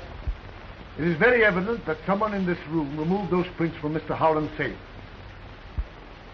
Everyone is more or less under suspicion, and I'm asking that you all submit to a thorough personal search. A matron will be here in a few minutes, and I am sure the ladies will have no objection. I never knew policemen were as nice as Mr. Nelson. I suppose the only time you've ever met one was when he yelled, "Pull over there, lady." Where do you think you're going? To a fire? Nobody is to leave this house. Got her. Until those papers are found. I'd advise you, gentlemen, to submit it. Because if you don't, I'll hold every one of you for the next 72 hours. And I assure you, they won't be just the a most murder pleasant hours you've ever TDR. spent. Well, Via television. Sorry. I Murder have no by objection. television. They haven't said it yet. I'm waiting. Killed by a TV. And this is why you shouldn't buy TVs. The more I think of it, the more TVs positive don't I kill am that this people. thing rests People between kill two people. persons. Perry and Grayson? With TVs. Yes. With TVs. They both have motives, and they're the only ones that have. They were both out on the grounds when Howland was murdered, but neither can prove where he was. Yeah, Grayson's King ambition. Nero, that's a pretty good He's in the sub- television business. For sure. He tried to get Howland's invention. He knows it's worth millions. Right, Take it but easy, everyone Fresh here and may have Courtney. reasons also. Thanks for tuning in. Or connections hanging with out. others. And Perry, who is he and what? We'll be getting ready for He's some been here about real 7 movies. months. So He lied when he said the see you broadcast then. was out of focus. Uh-oh. We found him in the laboratory when we discovered the murder. He's the one that says the vital part of the television set is missing. And now the prints are gone. I am going to place both of them under arrest and charge them with murder. Now, don't do anything hastily. You remember when I examined Crowley's brain for you about a year ago? Well, what's that got to do with it? I told you at that time the man was a potential murderer? Yes. Your experts sneered and scoffed. Yet within 6 months from that time, he was convicted and sentenced to death. Well, if you will permit me to send for my apparatus, I'll prove to you that neither Perry nor Grayson could have committed this murder. oh, you're talking sheer nonsense. Well, let me telephone my office and have Alan bring it right over. Oh, all right, go ahead. I'm gonna have Alan bring over my phrenology machine, and we're gonna get to the bottom of this You'll crime. notice the nerve centers are invested by 3 membranes, which lie between them and the bones that form the walls of the cranial cavity The and shape spinal of the cord. skull. If part of the skull were resting on the medulla oblongata, it would materially diminish the faculties of perception. Does that indicate a criminal tendency? Undoubtedly. It's nothing Alan, like it won't be disproven necessary for you to go back science, to the office right? tonight. The confidence. Thanks, Doctor. I forgot to mention before. There was a call for you over your private wire about 8:30. Oh, that's all right. It couldn't have been anything of importance. Thanks, Perry.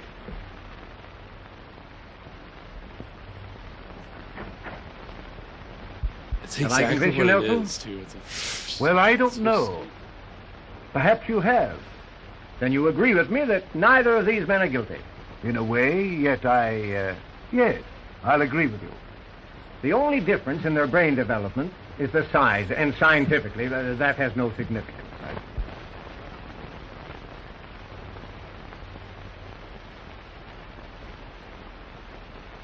Harling, scotch and soda.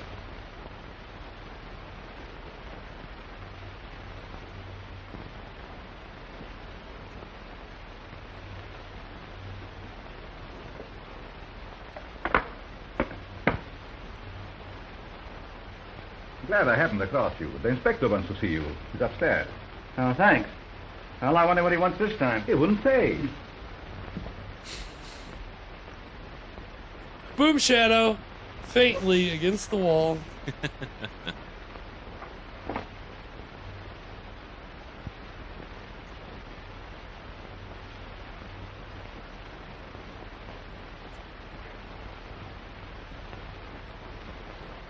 Wow. Now I have to go make it again, Dick. Here's just gonna take the other guy the empty glass. Inspector, you sent for me? Huh? Huh? No. What? Well, he... Funny.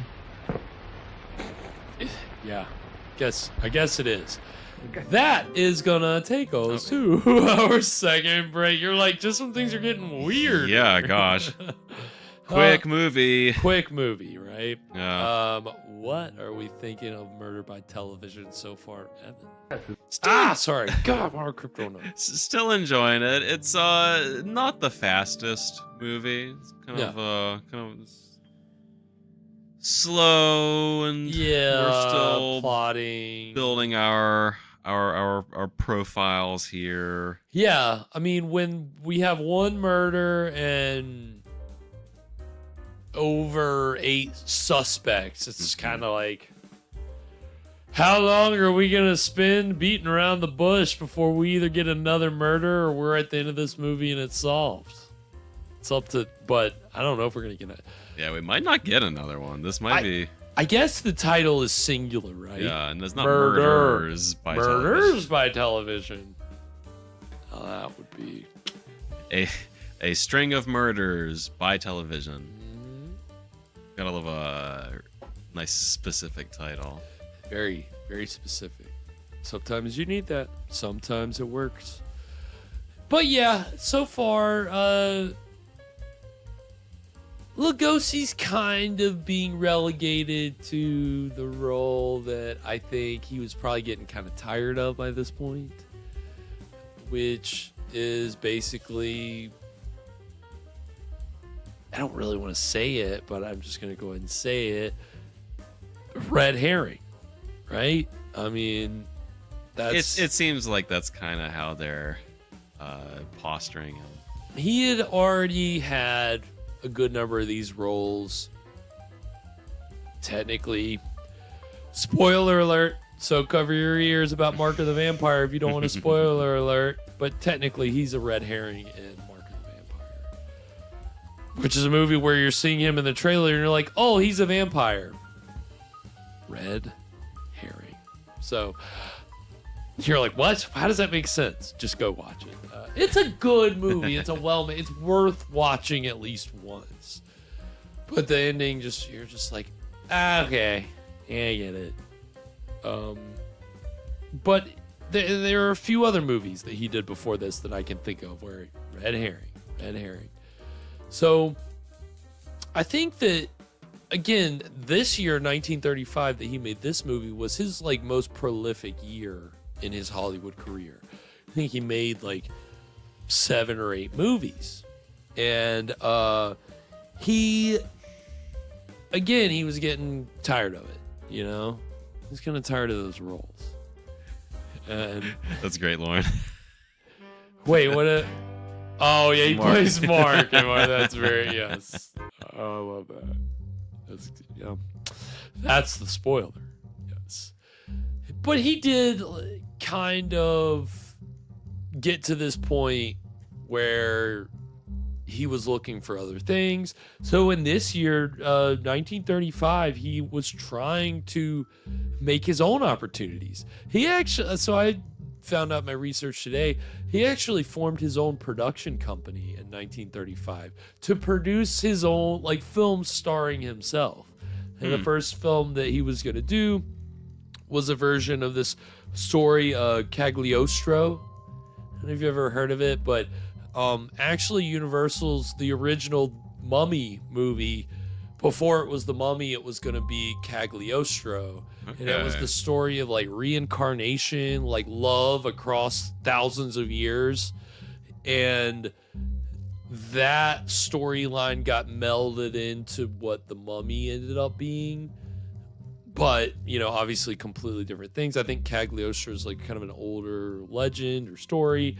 He was, he was looking at that. And then he was also working with, he was friends with a guy named Manly P. Hall, who,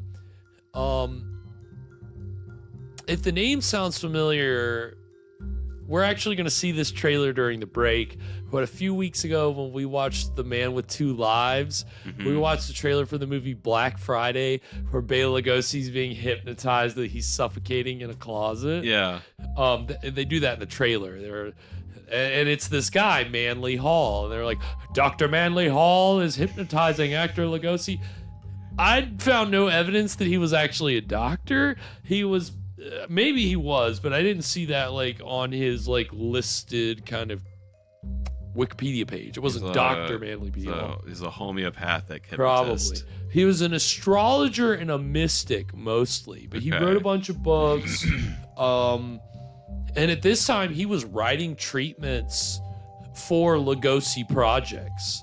And they were working together to try to make movies, and like they were trying to get a deal with Warner Brothers, and it went so far as Warner Brothers doing like wardrobe tests with Lugosi, and there are pictures of these. And they were actually trying to get some of these. Apparently, one of them they wanted to do a version of Faust with Lugosi as Mephisto.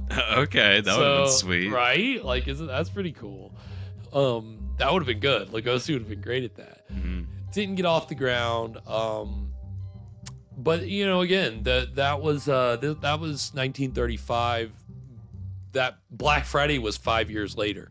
So he I think was friends with Manly P. Hall for a while, and Manly Hall was he was friends with John Denver, and Ronald Reagan was inspired by his City on the Hill stuff. May have like Manly Hall had similar things, and he was in California, and and apparently Elvis would call Manly Hall for advice. Wow. And so he was very much kind of an astrologer to the stars, you know, and he was friends with Lugosi. So kind of a wild thing that I ran into today. So it's funny, you know, Lugosi was doing all these movies, but he was trying to make his own opportunities.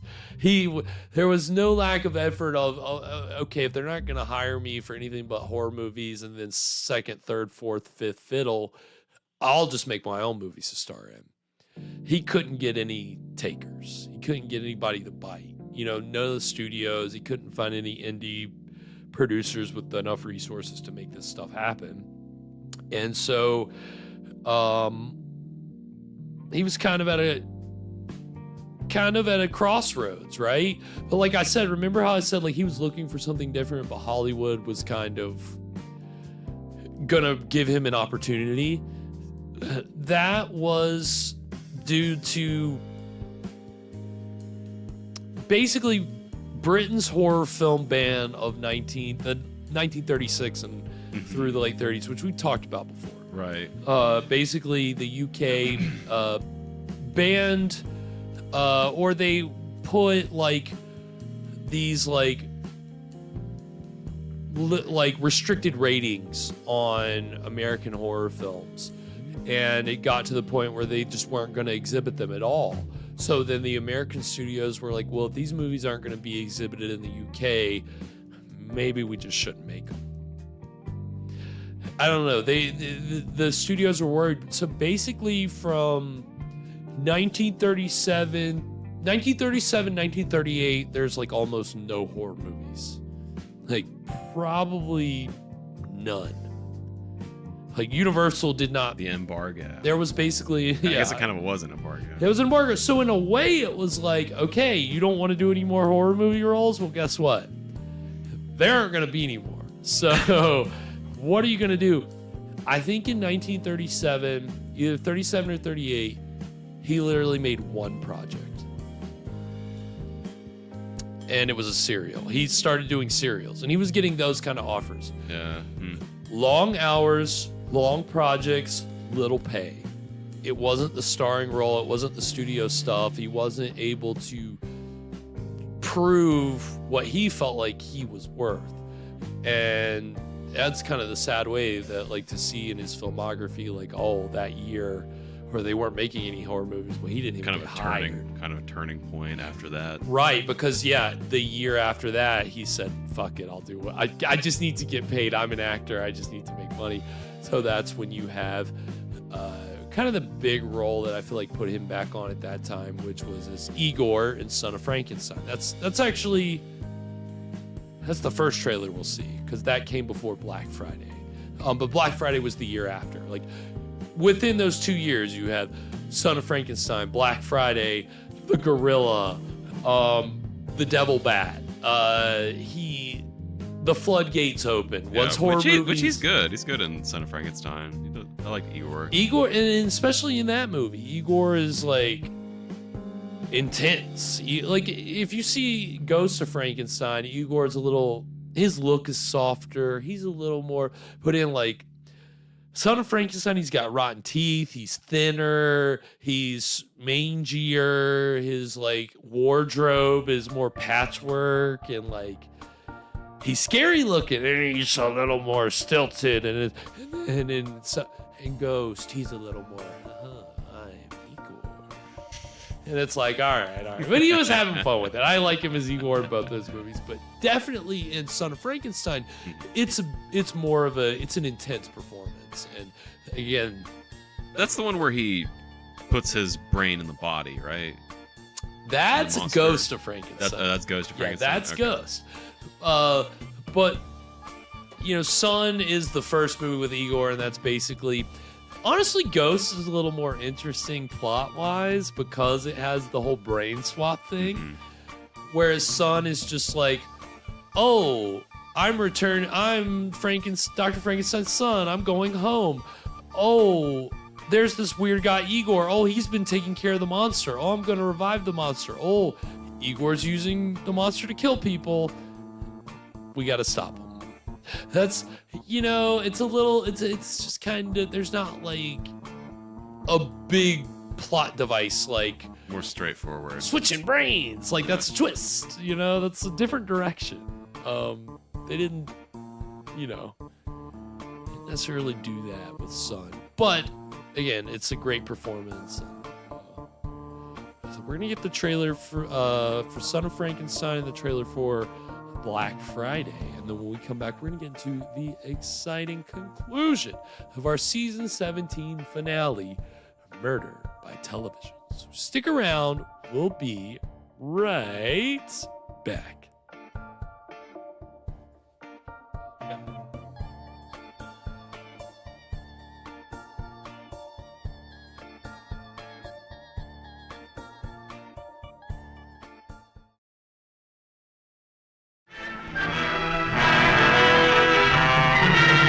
Years ago, in the barony of Frankenstein, a monster created by man stalked through the country, maiming and killing. In time, Frankenstein, maker of the monster, died. The monster disappeared. Now, after 20 years, the son of Frankenstein returns, and fear grips the village anew. A man tainted by the blood of his father can forget his human soul and carry on the diabolical work of the Frankenstein. As a man, I should destroy him. But as a scientist, I should do everything in my power to bring him back to conscious life. Benson, turn on the generator. Produced on a vast scale, Universal Son of Frankenstein presents the most fearsome cast in the history of the screen. Basil Rathbone. In his heart, warm human emotions. In his mind, the monster mania. It's alive. Alive, you mean? Yes, alive, But alive. I thought you said our experiments I know. I too thought we failed, but we haven't. I've actually seen it walk. Karloff, rising from the past to spread new terror. Lugosi, sinister, mysterious, evil. You see that? They hanged me once. Lionel Atwill, grim hatred in his blood. One doesn't easily forget, Herr Baron. An arm torn out of the roots. Josephine Hutchinson, her young beauty a magnet to the menace around her. I hate it here, Wolf. I'm terribly afraid all the time.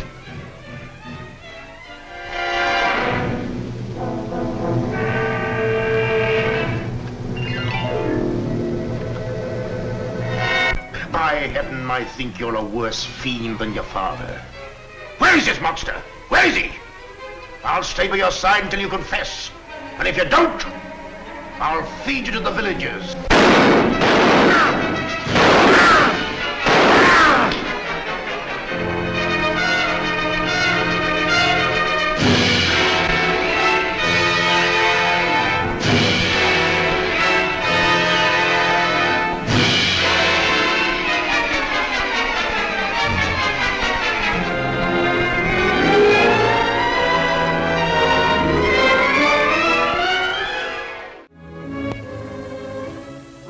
Newspapers and magazines everywhere carried an amazing story.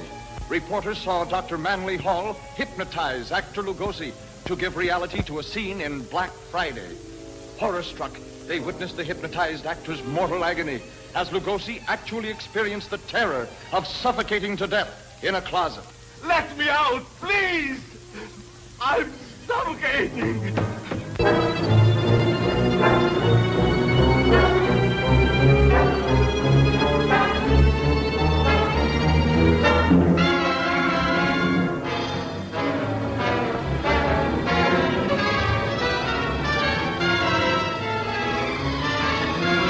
sinister hand of science dares a new and dangerous experiment.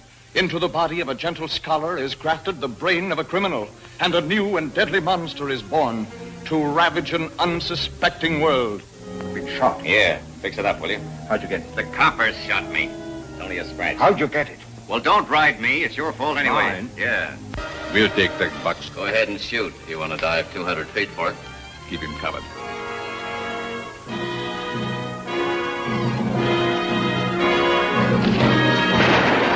You're sneaking out on him. What do you Yes, mean? you do. Dad! Stop it.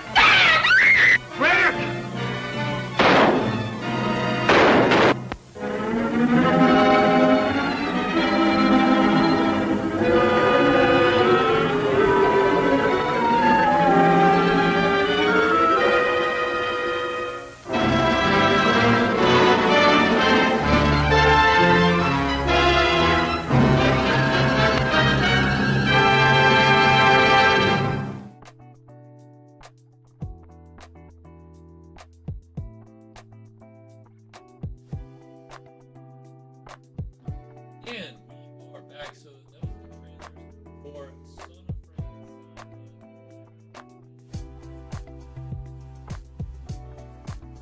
Both enjoyable movies. And yeah, Son of Frankenstein was. It's funny because that was a movie where Lugosi was only contracted to be in it for like a day. Like the studio was like, all right, like we're only gonna hire Lugosi for a day. That the director, I don't know if he'd worked with Lugosi beforehand or what they did, but basically the director knew that there was something special. No, Garrett, your volume is weird. Thank you. Sorry. Appreciate that. Thank you, Evan, and Better? thank you, everybody. Thank you. Thank you. Thank you, everybody. But again, Son of Frankenstein, Lugosi really was only supposed to be contracted for a day's work. And the director said, a day, as in like to film the Igor stuff in a yeah, day? to film the Igor, Okay. like, and because he wasn't in the script that much. Okay. Originally in Son of Frankenstein, Igor the role was very limited, and he was only contracted for like a short amount. Maybe it was a week. I don't know. It was a short amount of time for what was it was a little above the average. It wasn't a B movie. It was like they put a decent budget into it because Universal was like, okay, we're getting back into horror. Like after the British kind of moratorium, that kind of started getting looser around 39. And there was also a big successful billing of Dracula and Frankenstein in Los Angeles that like did huge like business, and so those movies started being released as a double feature everywhere. It made a ton of money, and that was what prompted Universal to like reboot their horror series. And they started with Son of Frankenstein, but Lugosi was only supposed to be involved for a limited amount of time, and the director was like, all right, well, this is going to be good. So he kept finding ways to like keep Igor involved. And it got to the point where if you've seen that movie, you know, that Igor ends up being like kind of, you know, the most important character in the movie, arguably. Because Karloff's Frankenstein's monster is kind of, he's just kind of a little weak.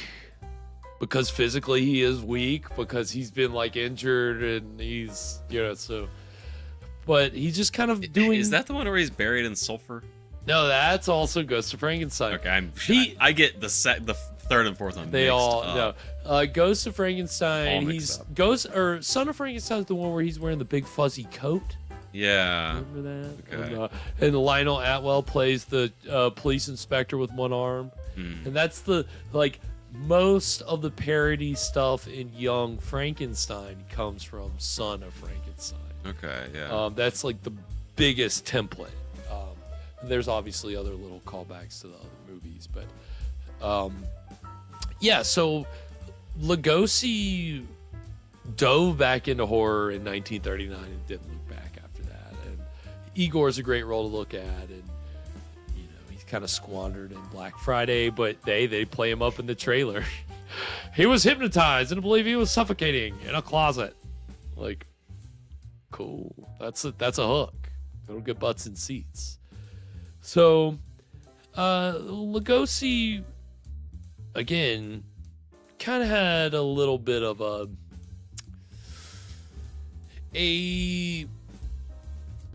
not a renaissance, not a reprieve, but the Poverty Row, like 40s stuff that came after this was kind of at least an opportunity for him to lead movies and kind of flex his muscles as the lead, even if it was a little, again, kind of the horror stuff that he was like, I don't really want to be doing this. But work is work. Work is work. That's what he found out, and that's Go where the work is. All have had to find out. Right? that's a lesson we all learn. Don't we all? Well, we're about to get into the exciting conclusion of our season 17 finale, Murder by Television, and where we left off, there has been a murder, but we have kind of been getting around to the suspects. Yeah, who done it? Really? Who did it? Yeah. Who did it? It was red herring. All right. Pup named Scooby-Doo. It took me forever to get that. Yes, thank you for that. God, I was getting Scooby-Doo vibes from last week's movie. Well, that was what I was really looking for. That was what I was wanting to talk to you about, because I kept coming across that in my research, that Murder Mansion was a like Scooby-Doo like movie. It I was really like, we would have is. so Yeah, much it's like fun really with a Scooby-Doo like movie. Much more violent. Great. Sign us up. We should have been. Well, again, I think I'll try to do something where I'll watch it for the first time while I stream it, and then we'll chat. That would be good. Yeah, but we're waiting. We'll see what happens. But yeah, anything before we get into the exciting conclusion of Murder by Television, Evan? So you're talking about the timeline and the ban on horror movies. Just as a question, was there a law passed, or was this just like a cultural, like, we're just not going to do this for right now? There was See, and this is where I'm going to start getting the 1936 British horror ban confused with the 1970s video nasty, late 70s, early 80s video nasty push, because with video nasties, there was for sure like stuff in Parliament that was saying, okay, this is obscene, you can't distribute this. With the 30s horror ban, like, that's how I always see it referred to, as a horror ban. And the question would be, and I guess in my research, I can't remember what particular movie, but we've talked about this, right? I get, maybe it was during the Todd Slaughter stuff, or maybe something else. We talked about the horror ban in Britain at that time.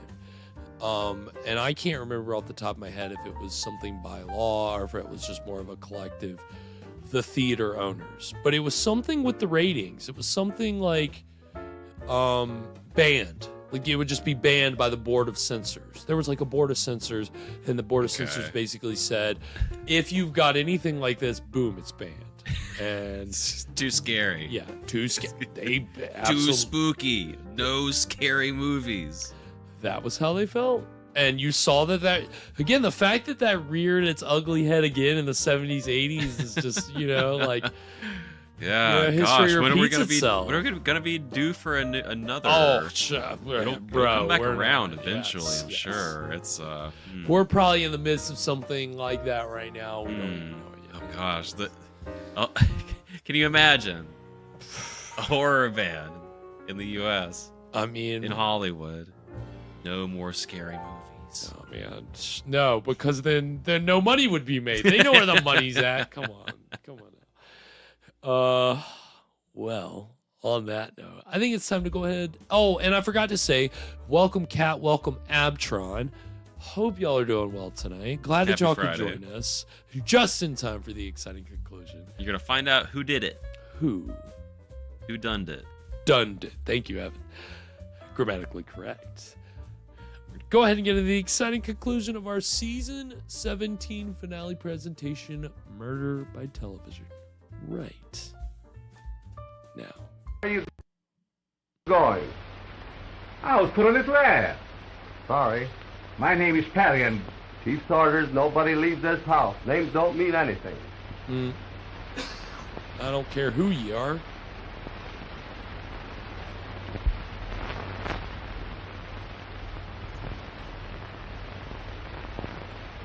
I keep telling you, I got business here, and I don't want to be roughed up like this. I tell you, I wouldn't come into a house if I didn't have something to do. I told you I got business. I keep telling you I got business here. Dude, Can't what are you understand? snooping around for? That guy, I don't know how he gets in, but he's giving us a lot of trouble.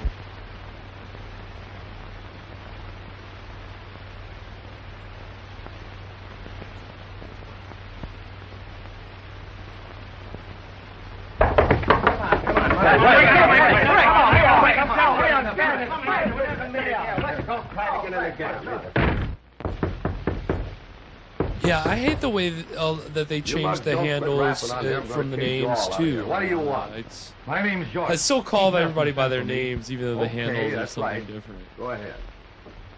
We all know J. Cola is Joe That's right, Cola. Coroner. Call me here as soon as you made an examination. Okay.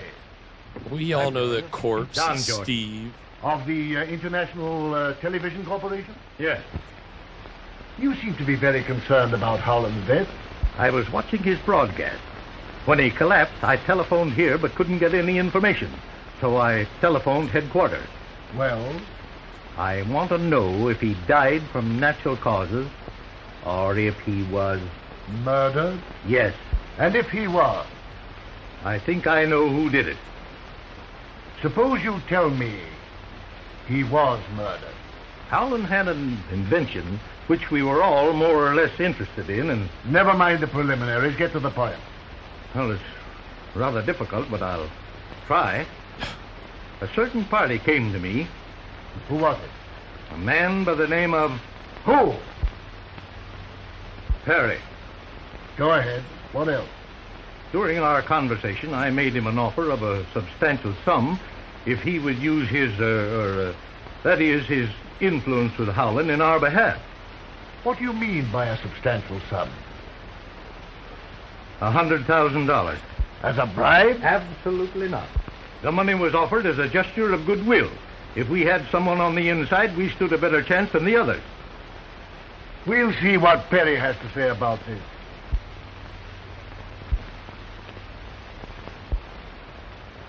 What? What? Jack Doobie's still in here to What's say this all pick about? down. Master Pat!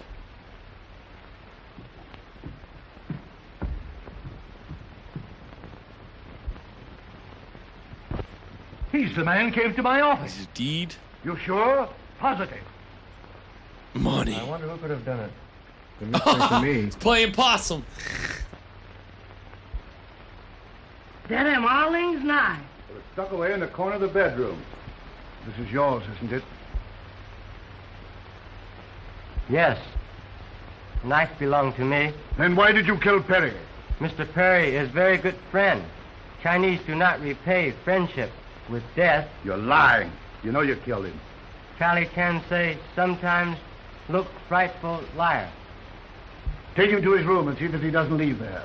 Master say he who takes what gods may send has learned life's most important lesson.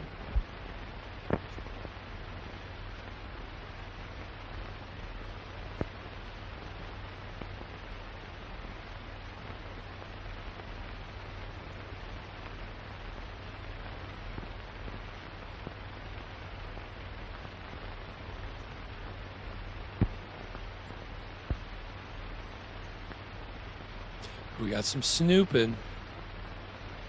See, where is the music? This is killing me. It's optional. I guess.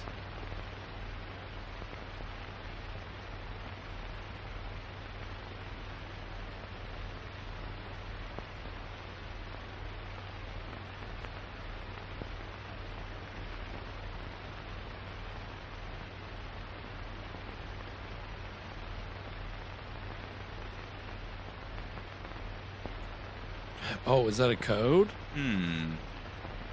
Yep. Our negotiations cancel unless you obtain prints before Howland completes demonstration of necessary use extreme measures to obtain results. JVS. I want to get that because sometimes they'll cut away too fast. You can't read it. Yeah, it's very faint. I was having trouble reading it. Got good eyes. I squint hard. They call me the squinter.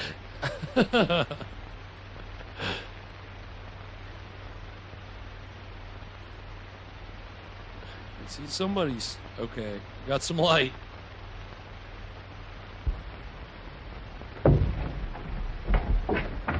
Wait a minute. We got this thing are going on. We're going out to stay. Well, I got It's really business. dark. Yeah. Say Say, listen to Yo, the way you I come kidding. in. I got business in here. Boys, have a heart. I got business here. I got important business here. Dude, just say it already. You're out. Yeah. Now stay out. You might not come in this way, but this is the way you're I'm going. gonna be really mad because I know where this is going. He's like gonna say something. Everyone's like, "Oh well, we wish you would have told us earlier." I've been trying to. Okay. I've been trying to tell you all day. There's kind of running gags in some of these old movies. Always like, it's. Well, you know, as soon as he says that at the end of the movie, we should expect the big like music swell Doo-doo, cut to doo-doo. credits. Yeah. But there's no music in this film, so it's just he's gonna say that, and it's just gonna cut hard. What an interesting thing, because I have a music credit for this, thank and I you. don't know why, but apparently I've got a Mr. name, Nelson, and I know it you'll sounds be perfectly interested silly, to but know I the just saw connections. Perry. Why? Got some other That's things. I impossible. haven't been good Now, about dear, you're naturally upset and nervous. That doesn't alter the fact that I saw him Don't you think you'd better take something to quiet your nerves? June, where'd you see him? in the upper hallway. Oh, Lord, You get a lot of Lugosi in the street. Oh, I done seen a ghost. I know I seen a ghost. Oh, Lordy, Lordy, I know I seen a ghost. I know I saw a ghost. Oh, Lordy, damn that ghost again. Did that ever come alive? I want Listen, to don't let him touch me. Be sensible, Isabella. He's not a ghost. want to yikes it, but it's not. mean, Perry? I'm sorry, Chief, that I wasn't able to take you into my confidence before. I want to yikes Hattie McDaniel. What? If you're here and alive, who was it that was killed? My brother. A twin. A I twin. hadn't seen for years until... It was his twin brother.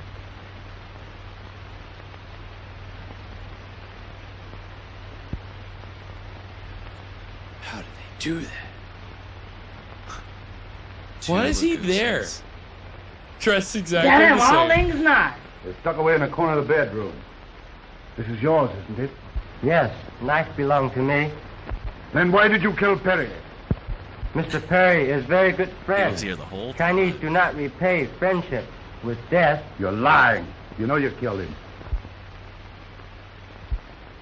And Just being at a very loss to know quiet. how he was mixed up in the affair, I refrained from making his identity known until I was able to make a further Bela investigation. Lugosi. I like that. Perhaps I can clear that up for you. This afternoon, your brother represented himself as you to Jordan of the Radio Television Company.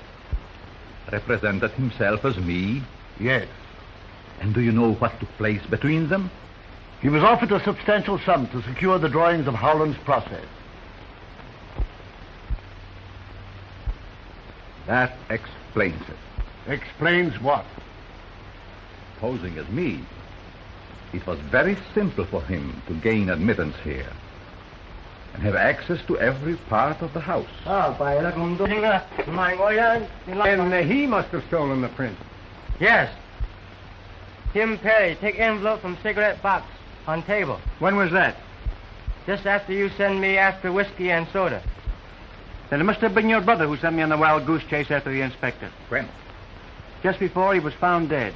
There were no papers found on the body. Who was in this room when the documents were taken? No one. Just me and you. Door open, but no one come in. What door? That door. Were you still in the study at that time, Chief? I believe I was. Anyone with you? Now, let me see. That was just before Jordan came in. Undoubtedly. This is what took place. Thanks. I wonder what he wants now. He wouldn't say.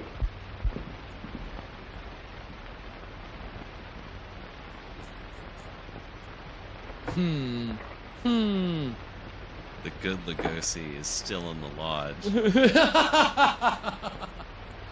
He does, have a slightly Agent Cooperish look in this film, doesn't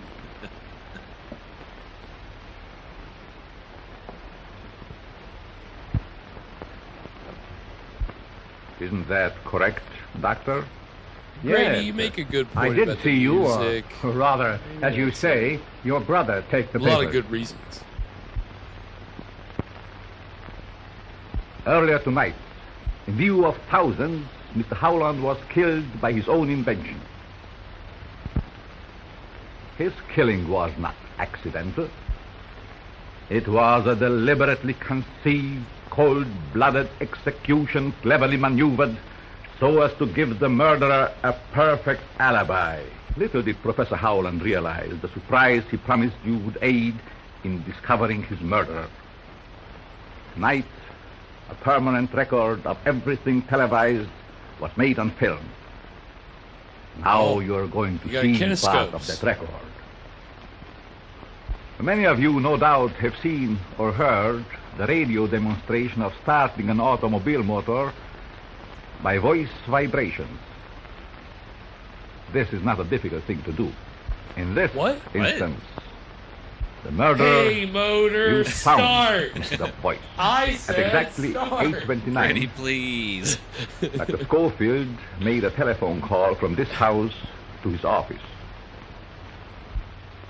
Can anybody confirm that? Is that a real thing? You like talk an engine to I will now show you what happened.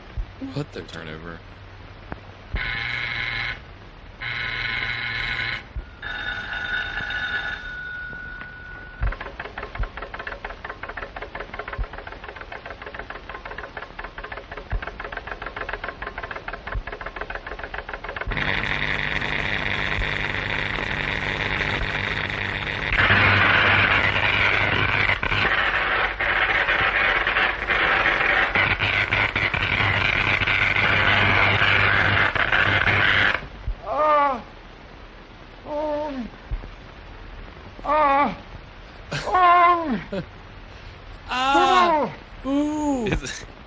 It got the me. light that you just saw envelop Professor Howland caused his death. How could such a thing be possible?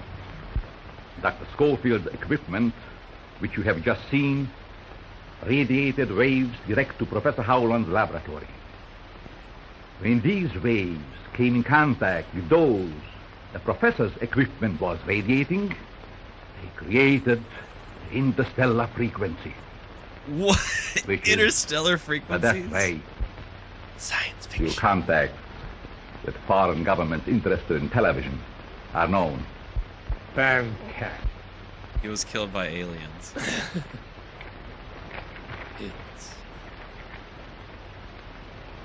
Do you recognize this?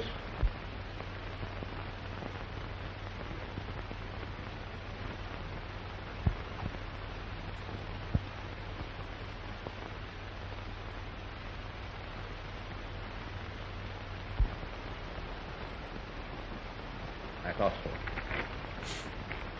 May I have that envelope, Doctor? I'm sorry I can't accommodate you.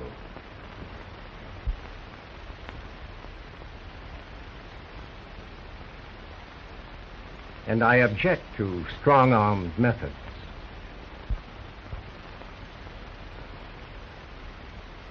Perhaps you would like to have a look at this.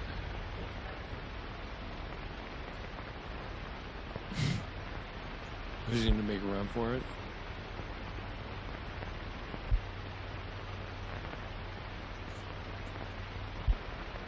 There doesn't seem to be anything in this. Aren't you carrying things with rather a high hand? Not at all.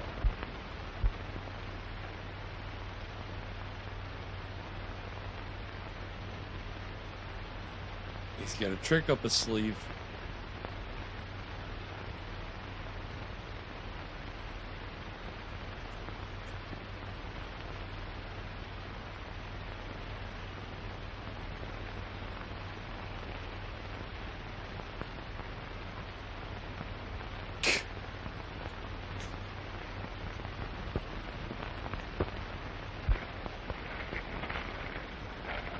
They look like one of them's gonna get voted off the island.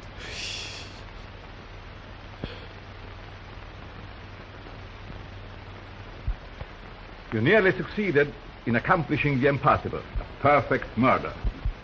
But in your eagerness to prove that neither Grayson nor I could have killed Mr. Howland, you telephoned your office forgetting that just previously you had said there was no one there. So you're deducting one bag, Abtron, another number but that I that's called and didn't care to obviously mention. still a 5 bag. Trying to be right? evasive, Doctor, won't help. I mean, Because your but you're probably assistant not going to slipped throw in a little cup of soda. that your private phone rang about the same time Or when Howland was killed. a tiny TV. Tiny TV. That led me to investigate. When you saw the very thing in another's possession for which you had committed murder, you took a dagger from Arlene's room and followed my brother. You killed him, believing the suspicion the knife would cast on the houseboy would let you get away without any difficulty. Such an audience. I didn't realize we had this many people in the room.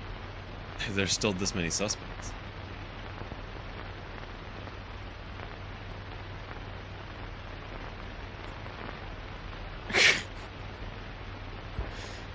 Thanks.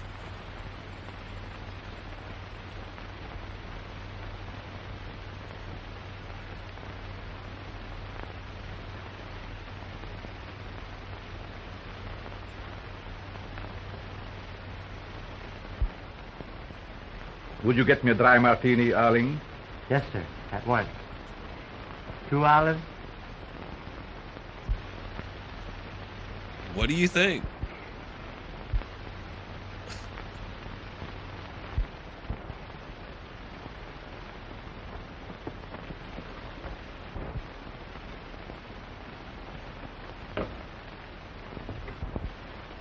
As Arling would say, even though the eyes may see, the mind will not believe.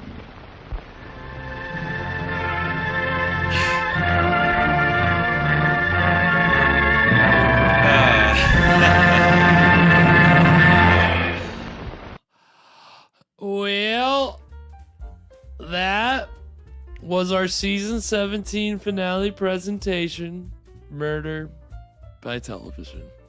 What did we think, Evan? Maybe not a 2 olive martini, but still enjoyed it enough. It's I'll be completely honest with you. I got lost there. At the yeah, very I didn't exactly follow it 100%. But I feel like just broadly, you know, it was the twin brother came in to expose this plot against his Yeah, I guess that's what happened.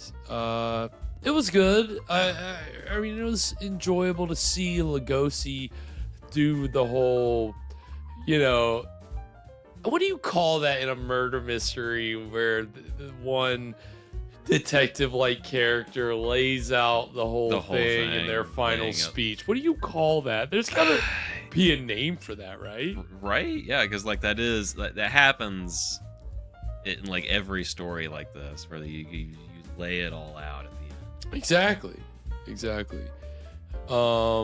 And Abtron has confirmed it is a 5-bagger, so that's as we suspected. Okay, very good. Yeah, I think that the novelty of television kind of got lost a little, which was kind of a little disappointing. Yeah, you're having it be so. I guess that's maybe what I didn't quite get completely at the end. So it was the guy who got murdered on the TV. That was a separate plot from the brother thing, or was that part of that? It's a good question. I'm not sure why. Like, why? Yeah, why had they agreed to? I don't know. It just doesn't. I got lost there as well. I couldn't track that. Yeah, I'm not sure. It's, might take another watch to fully grasp that one. What you glean from another watch, but we'll see. But yeah, no, it was interesting at the very least, and a lot of combination of elements at the time, which definitely had some novelty and some interest. The idea of television, Bela Lugosi, and his maybe not prime, but certainly heyday. You kind of want to say that. I don't know. I don't know what he would consider his heyday. Was it in Hungary? Probably.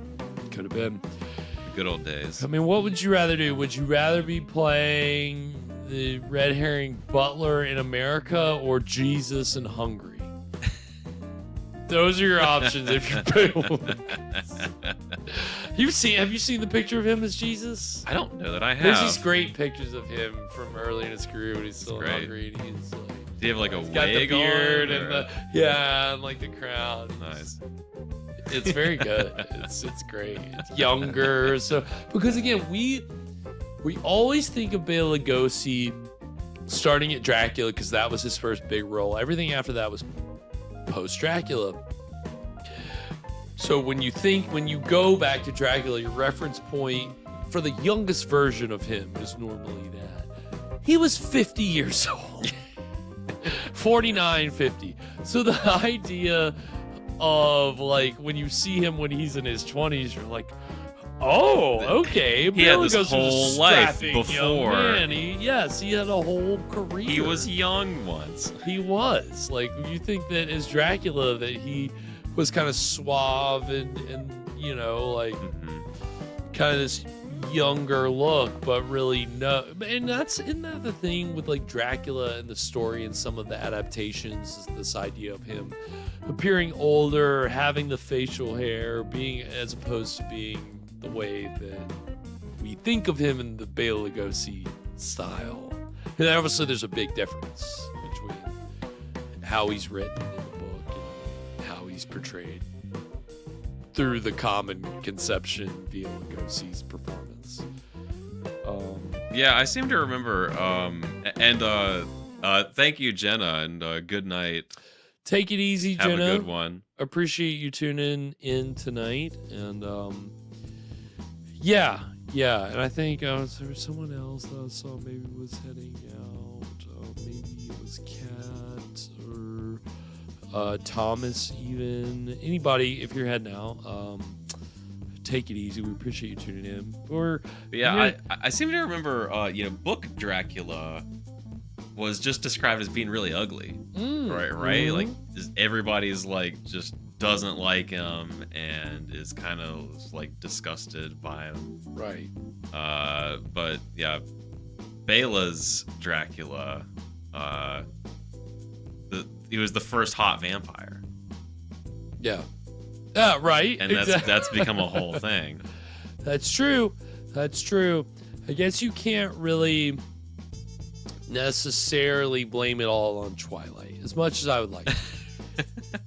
I'm sure people said the same thing. I'm sure fans of the book Dracula, when Lugosi's version came out, well, actually, he wasn't I'm sure you had those guys even then. So that's actually interesting to think about. But TDR, if you're heading out, I appreciate you tuning in tonight. It's great hanging out, having a drink, watching these movies. So cheers to you, and yeah, I mean, again, all of our good friends got stuff going on the weekends. TDR, Gypsy J replays. Check them out. But this is how we're ending the season. And I mean, again, even if the movie was so-so, it's still of cultural importance. I'm glad that we ticked it off the list. And there's, again, some of these other facts I didn't get to. Crazy. Not that you really would notice, but yeah, who did you say did the music? So what was that all about?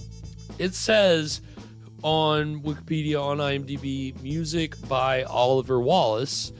And the year after this, he was contracted by Walt Disney, to start doing music for their shorts. Okay. He ended up doing music for Dumbo, Alice in Wonderland, Peter Pan, Old Yeller. Okay.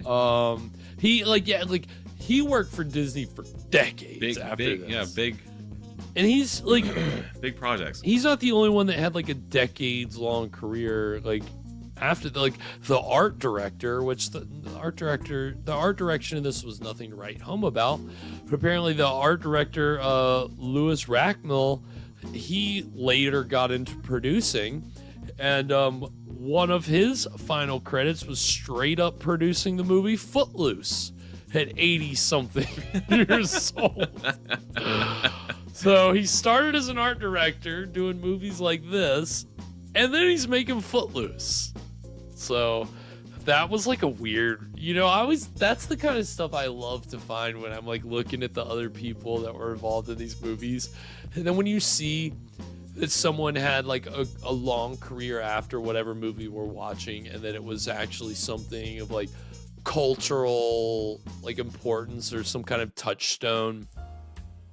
And then especially when you think, oh my gosh, like that's so far removed from whatever role that they were doing back then. Now they're like doing this big thing on this movie. You're like, good for them.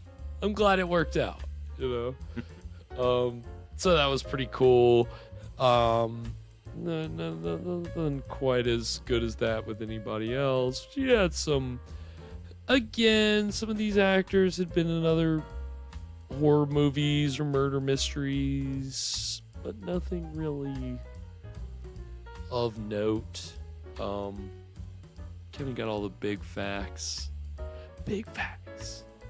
out of the way. So dropping big facts. Yeah, so big time. But yeah, so that's where we're leaving it. That's season 17. What a season it's been, man. You think about what did we started with? Night Tide. And with the mermaid, and Dennis Hopper, and we've had some true crime with Zodiac Killer, and we've had a lot of murder mysteries. It seems like it's been a pretty solid season, and had some devils. Like a good amount, I think, of like devil. Faust, can't forget Faust. That was a great film. Had a lot of fun with that. There was another one. There was the Easter thing. The Burning Hell. Yeah, the Burning Hell. That was Burning Hell was interesting. Well, there was something I feel like that we saw this season that was particularly unhinged. Oh, Dream No Evil. You remember that? The one with the there was the Psycho reverse Psycho. Yeah. With the preacher who was saying gold. Right. Yeah. How could you forget that? The high dive movie. Yeah, the high dive with no water. Right. Yeah, it was a lot of fun.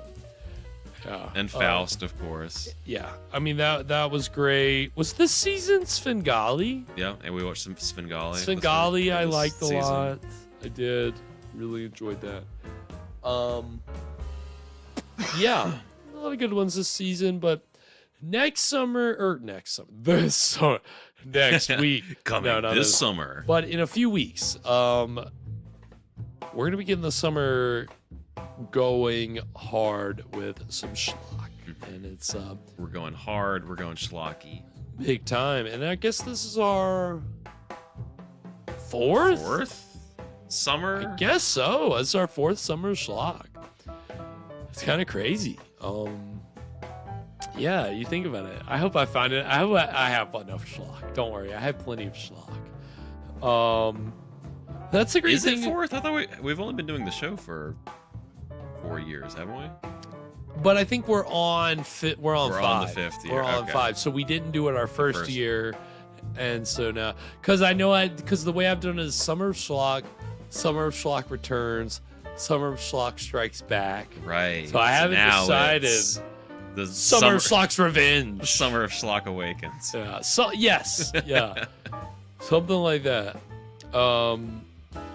Yeah. Be on the lookout for that. It's gonna be a lot of fun. Which also means the epic return of. So in the summer, if you haven't been around with us, I like to take the time to kind of really reach, and summer's kind of like my test kitchen, a little segment that I call Schlocktail Hour, which is basically what I usually do, but we're gonna get a little weird with it. Okay. So if you guys have any ideas, anything, I've some of the best summer drinks have been things that you guys have suggested. So if you have any ideas, do not hesitate. Wait. Say what it is again one more time, Evan. I wasn't ready. It is Schlocktail Hour. Yeah. See, I'm on it. I got it. I got it queued up. Already loaded up. Already loaded up. We're so ready for it. It's gonna be so great. Cannot wait for the Schlocktails this summer. It's gonna be great. The Schlocktails, the movies.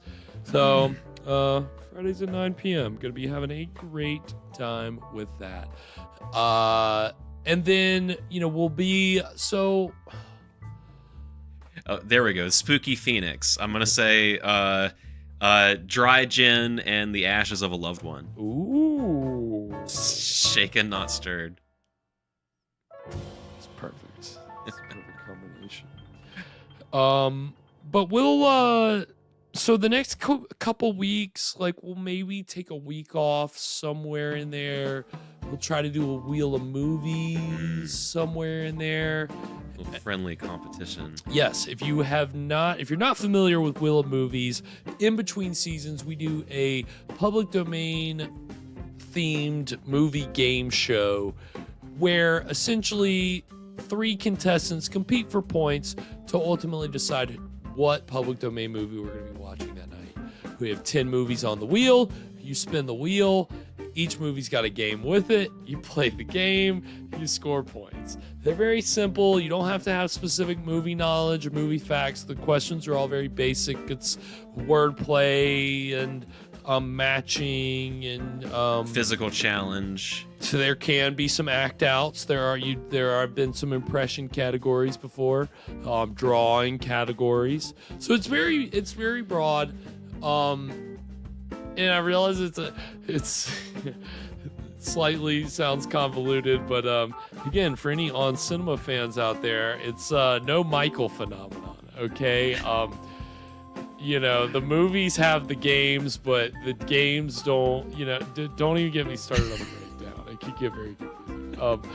But we're looking forward to it. Wheel of Movies is so much fun, and anybody can play. You guys can play. If you're interested, we're going to be posting. We'll post some messages about it saying, "Hey, we're looking for contestants." Ideally, if you can have a camera, that's great. If you just have a microphone, that's fine too. That works. We'll find a fun graphic to put over you. We will. We'll find a fun graphic. You can send us whatever you want in. We'll have a good time. But yeah, Alana has played. Fresh Rogan has played. We've even had Tommy Falacia play once, so we get everybody out there. And I play once. You played. You've played. Your wife has played. In the very early days when we didn't have as many viewers and we gotta have players to make this work. We did not have a very deep bench. No, we didn't. Starting out. So we appreciated her doing that, but she had fun. She had a good time with it. Yeah, so it's really low pressure, low stakes. It's a good time. It's all in good fun. So please, like, if Alana's been so great. And she wants to play. Fresh wants to play next time. So if you want to see how you stack up against Fresh and Alana, let us know. But we'll be figuring out the date for that and getting that out as soon as possible. But in the meantime, we'll have screen theaters every Saturday night at 7 o'clock. And of course, if we don't have anything going on a Friday, all of our good friends, TDR, Gypsy J Replay, Serial Cinema 1 if they're streaming, whatever, there's so many good classic media channels out there. So check everybody out, see what they're doing, and have fun. Have fun, unwind. I'm glad that we can do that here every week, and it's been a blast tonight. I've had a lot of fun. We've had such a great chat tonight. We've had so many good friends in the chat. It's been very sweet. Yeah, just see all the support. It means a lot. Like, just, and again, I know sometimes the movie's going, we're talking, I'm on my fact sheet, whatever. Like, I appreciate that you guys are so, like, engaged and just having a good time with each other and just making friends, making connections, and then when I finally do pay attention and I realize you guys are just killing it with the conversation, I'm like, I need to get on what they're talking about because they're killing it. So we really appreciate all the support and everybody that tuned in tonight. We had a good chat, and I appreciate Alana sends me a list. Helps me keep track of that. We have so many chatters. So appreciate Alana for that. Appreciate Alana tuning in tonight. And of course also Thomas, Old Radios, Sears, Kathy, Lauren, VMD, Gypsy J, of course, and TDR. Really appreciate you guys tuning in tonight and supporting the chat. Dark Flamage, Jenna, Flame. I always do that. I think you've corrected us on it. I still don't have it right. We'll be right back. RL Hansen, Courtney, and Fresh. Appreciate them tuning in. Scott, of course. Appreciate you hanging out tonight. Thomas was in here. King Nero, Abtron. I did miss Lauren, did I? If I haven't said Lauren yet, appreciate Lauren being in here. Kat, Jack Doobie, William, of course, appreciate William Blasco being in here. Corpse was in here briefly. Grady, appreciate Grady hanging out tonight. And Danny, of course, Danny, appreciate you tuning in tonight, Danny. It's good hanging out. And I think that's everybody on Alana's list.